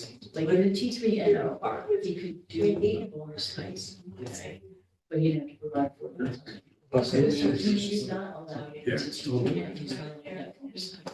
They're so small. So you could arrange it to get bonus height, to keep all the T3 But there's not doing any affordable housing. Yeah. The affordable, the 8 units comes from Sorry? allowing it to 6. No, it's, yeah, no, I know. Yeah. What about 7? Yeah. Understand? Yeah. So you. So in the T3N, you're allowed, a small duplex is allowed 4 units without anything. Although in that case, if we were to look at 4 units, 4 buildings with 4 units space, you'd have 16 units. And we would apply the affordable formula of 10% of that minimum being affordability. So his overall project in that case would have to be 2 affordable units, okay? If we calculate it that way. In this case, he has 4 buildings with 7 units. So you can do 6 units in each building, but 2 of them in each building have to be affordable. So that brings you to 8 minimum affordable housing units, okay? On top of that, he's asking for a bonus height. Now, in the T3N, the bonus height is not allowed, which is why he's requesting the waiver. In the T3NO, the bonus height is allowed, but it's allowed with an affordable requirement. So if you're going to consider the waiver in the T3N for the extra height, I think you should also consider demanding the affordable component be built into that. Similar to Just the like, NO. similar to the NO. That's, Which would bring us back to the 8 units. sorry, Which would bring us to the 8 units. That would be required. well, 8 is required without the additional level. Okay. Because when you increase a small duplex, or a small multiplex rather, from 4 to 6, then you have to do 2 of those units have to be affordable in order for you to have those 6 units. Sure. Okay, so that's a given. So that's just bringing you to the 6 units per structure. Okay. Then you're looking at adding an extra story, and the 7th unit would be where you would have to talk about additional affordability there. Now, what I was saying is that in the T3N, that extra level is not allowed, and that's what you're seeking the waiver for, that extra height, right? In the T3NO district, which is a more dense district, you can have that extra height. However, you're required to have additional affordability. So that adds to each building. If they apply that same concept for the additional height in the T3N as in the T3NO, and my recommendation would be that they do that. So you add additional affordable units. So how many units are we talking about? For the bonus height,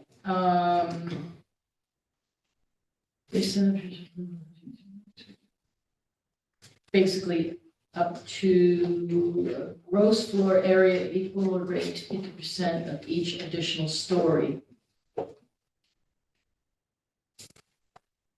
Or at least 20% of the total number of units.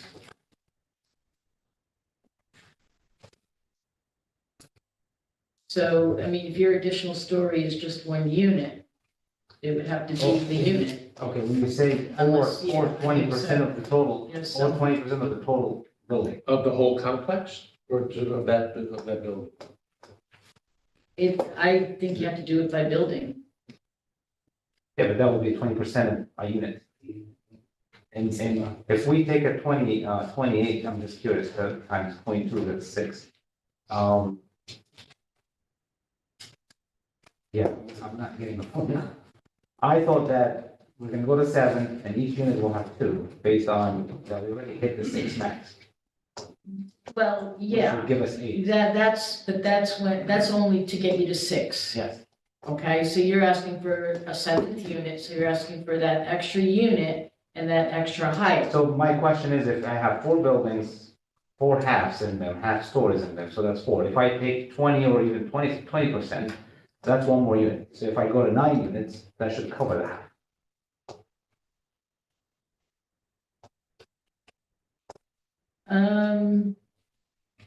No, I would think you'd have to go to 50% of the floor area. Well, there's also a definitive line between affordable and workforce too. So the workforce is 120% of 80% of the AMI, which wants to be more than the market rate I would charge anyway. So essentially, my market rate is workforce housing.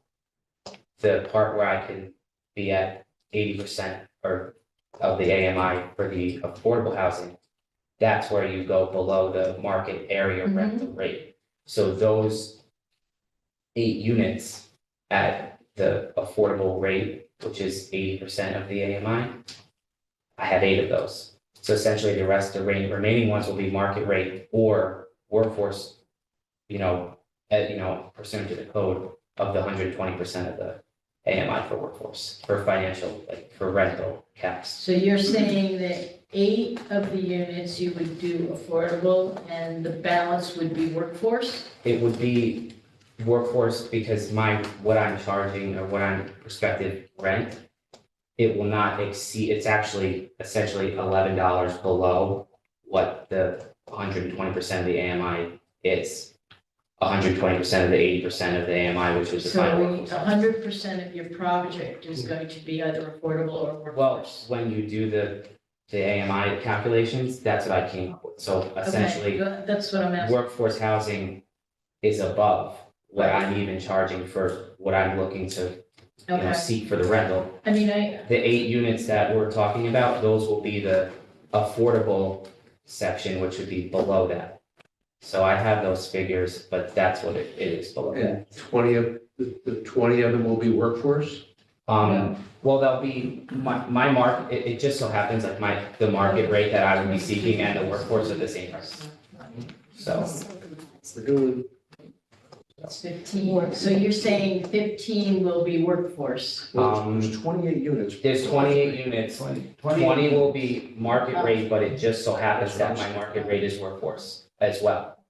So. 8 of that 28 is affordable, and the other 20 is what he's saying. The max you But can. we have to say workforce, we can't. Yeah, so let's define it. We have to define, we have to So, say. and the thing is that Workforce has speaking a- about you're saying workforce Right, / so affordable, but That's for what financial, the it's like expire. next year, that's what I'm saying, so it, Right. and it you changes can say that, you can say that For the I. waiver, we have to put a number in, so we can So put my 8 question is- affordable, and we can put in So my question is. 15 yes, workforce, so we do like and then you have 8 5 affordable, flex. And how many work? Well, it would be 20. 20 workforce. Would be 20, yeah. make the whole. You're gonna commit to 20? I think we wanted could to put see that- for that would be sure the that verbiage figure we is go what with. That, I yeah. think it is before. We use that terminology. Well, whatever they do, Every year. the AMI Depends, study, yeah. right now it's 82,700. So we're gonna use that verbiage, workforce? Well, Or Yes, but whatever. I think we should just get the minimum of the workforce that is required. I think that I'm just, so like, I'm fine with saying, okay, 8 would be the affordable, which is what we talked about, and 2 additional, which would cover the top, my additional story would be workforce, but just so you know that just based on the figures, So he's just saying that he will be able, in general. in general, It's gonna be within reach of the workforce, but if you wanna put something official to be binding to him, he That's is right. committing to It 8 would be, affordable and and that's- 2 workforce. It would become a deed restriction. Yeah, so 8 affordable and 2 workforce. That would be his deed restriction.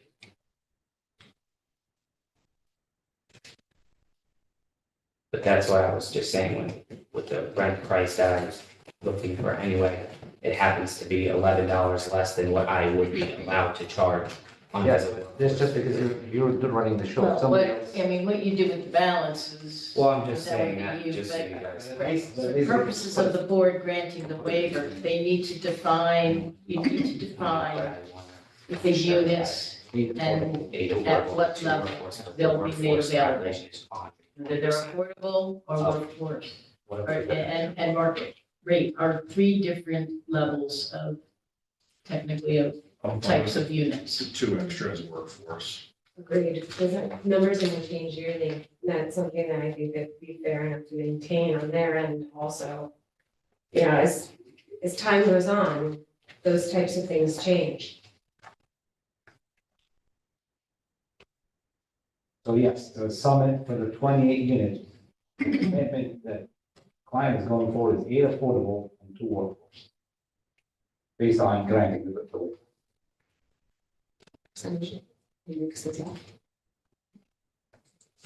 From the 28.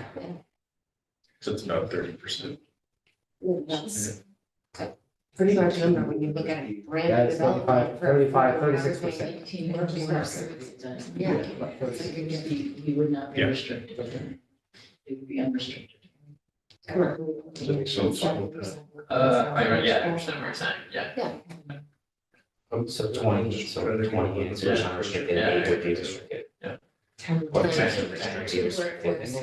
would 8 affordable and 2 workforce. And the rest are Kind of discussed together and have sidebars. Please.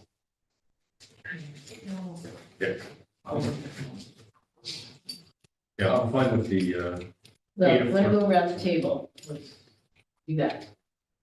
That, I'm good let me with start. the 8 affordable and then 2 workforce.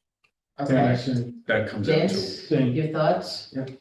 You're fine? because that's about 30. Sage? I'm fine with it, the percentage is quite high for affordable housing for the project, so I'm fine with that.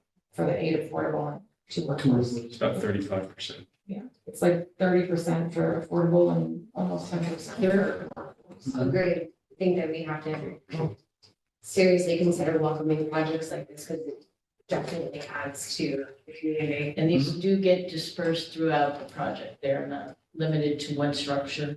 They're dispersed, Oh, yeah. Well, the half Equally. story is that, I'm just making It's that a point. unit, you just have to disperse, we're gonna, it's just gonna be, Okay, especially that you're trying to build them all at the same time, so you're plugging building rent, so as it goes. Chuck? I would agree. Okay, Wayne? Yeah, I agree too. Just to be clear, the 18, what the remaining, what would that be? They're unrestricted. Okay.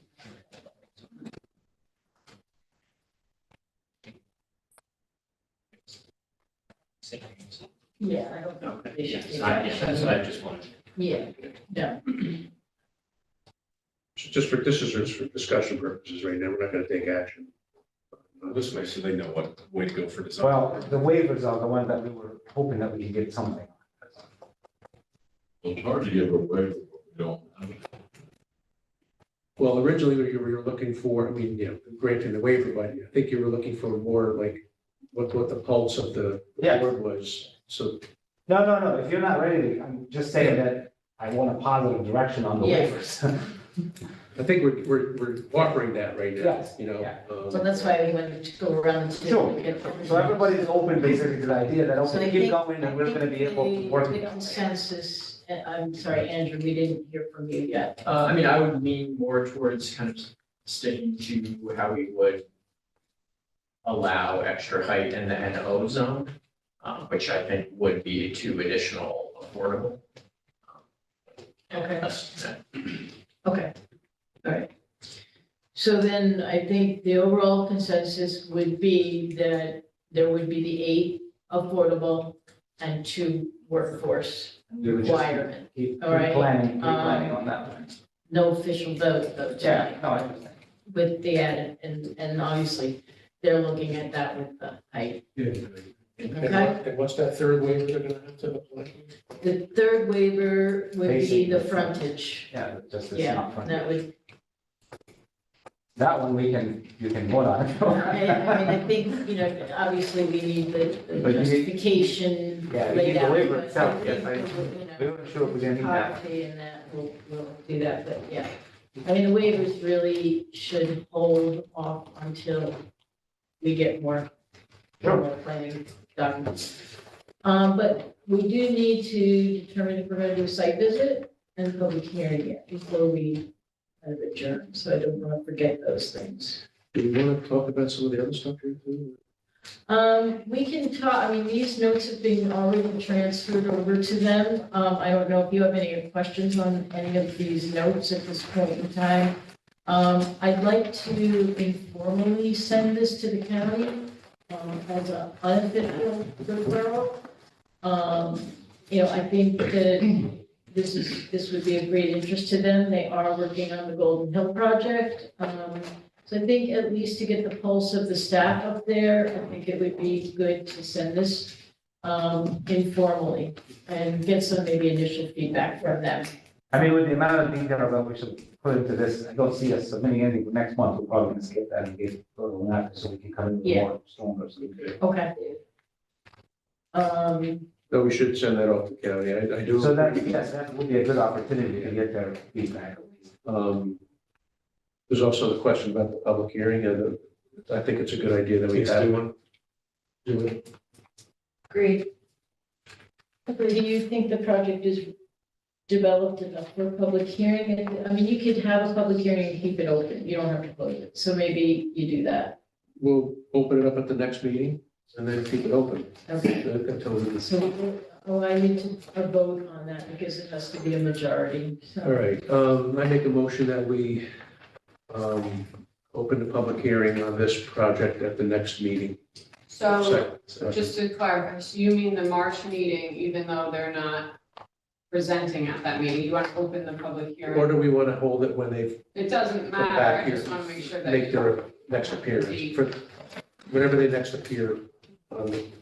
The agenda. I mean, would it be Unless beneficial it- to have public hearing? Right. I think it was That they beneficial can to- take those comments into Yeah. consideration before their. You don't next have to appearance. close the public hearing either. You keep it open. I mean, well, yeah, if you want to have it next month, we'll come. Well, I'm just saying. No, that but we're whatever- bringing whatever we have. I mean, if you're not prepared yet at the next meeting, there's no, I don't think there's no, and I realize that. I don't think there's a No, it necessity. would be when you come next, Yeah. when you're ready to come before Yes. the board next. Yeah, I thought it was gonna be Schedule. next meeting, and I apologize for that. But the next time Yes. the applicants appear, is Mhm. when we would have the public hearing. Okay? That's my motion. Yep. Is there a second? There's a second by Matt Gillis, all in favor? Aye. Aye. Opposed? Okay. Carried. So now now, in addition to submitting public comment in written form to staff, you can actually come and speak at meetings. Thank you. Right? Is that gonna be held here or in the next room? It'll be here. Yeah. Although if we get enough people that sign up in advance, we may move it to the other room, the larger room. Depends on who signed, we do ask for people to sign up in advance and that kind of gives us a general idea. We just got notice of this yesterday, so. Where do we sign it? I'm sorry? Where do we sign it? You would just email me, it'll be in the public notice. So you would just email the planning office. And site visit? I would recommend one.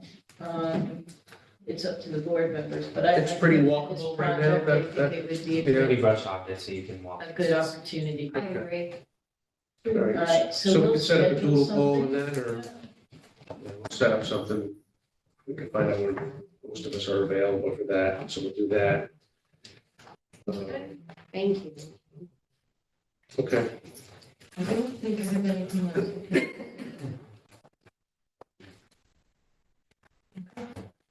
all right. Anything else? No, just move to the table. We need a motion. Thank you. Yeah, make a motion that we table item number 9. Second by Matt Gillis, all in favor? Aye, opposed, carried. Thank you, folks. Thank you. Thank you. Oh.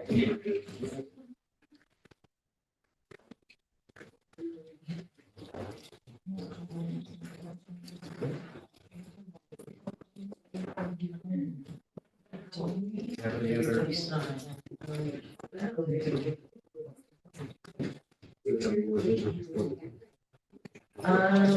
No. Matt, can you do your report one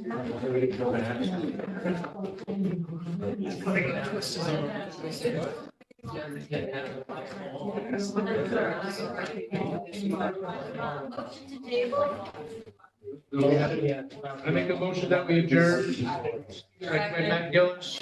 All in favor? Aye. Opposed? Carried.